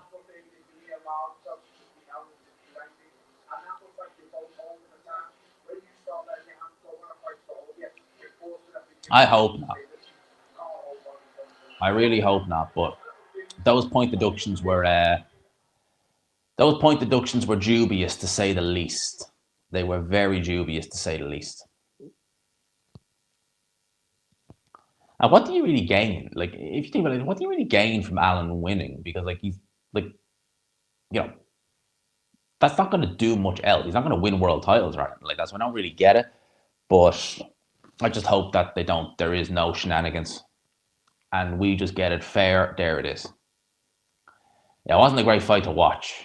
Target practice at times for Makhmudov in there.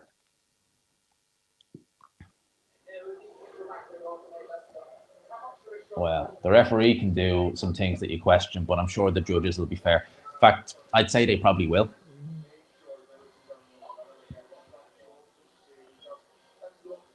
Joe Joyce had high punch volume, yeah. Let's see, we're about to get the decision.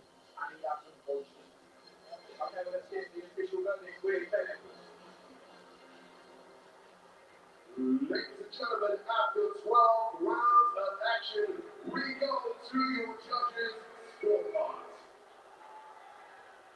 Following scores the contest 105-111. That's too close. Scores the contest 116-110. And Pavel Kavini scores the contest 117-109.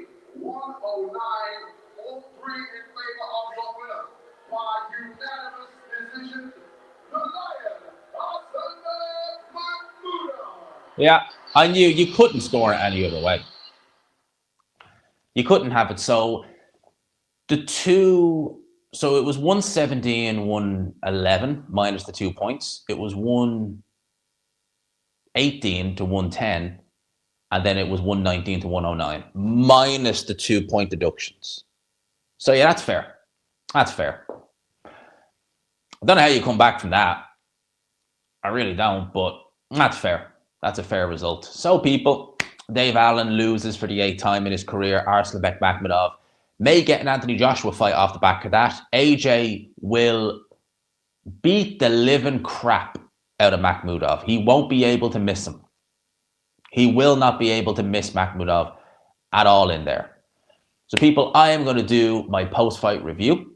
Let me know what you guys thought of that in the comment section below. Or actually, better yet, watch the post-fight review and then let me know. We've been going for nearly 3 hours. I greatly appreciate you guys.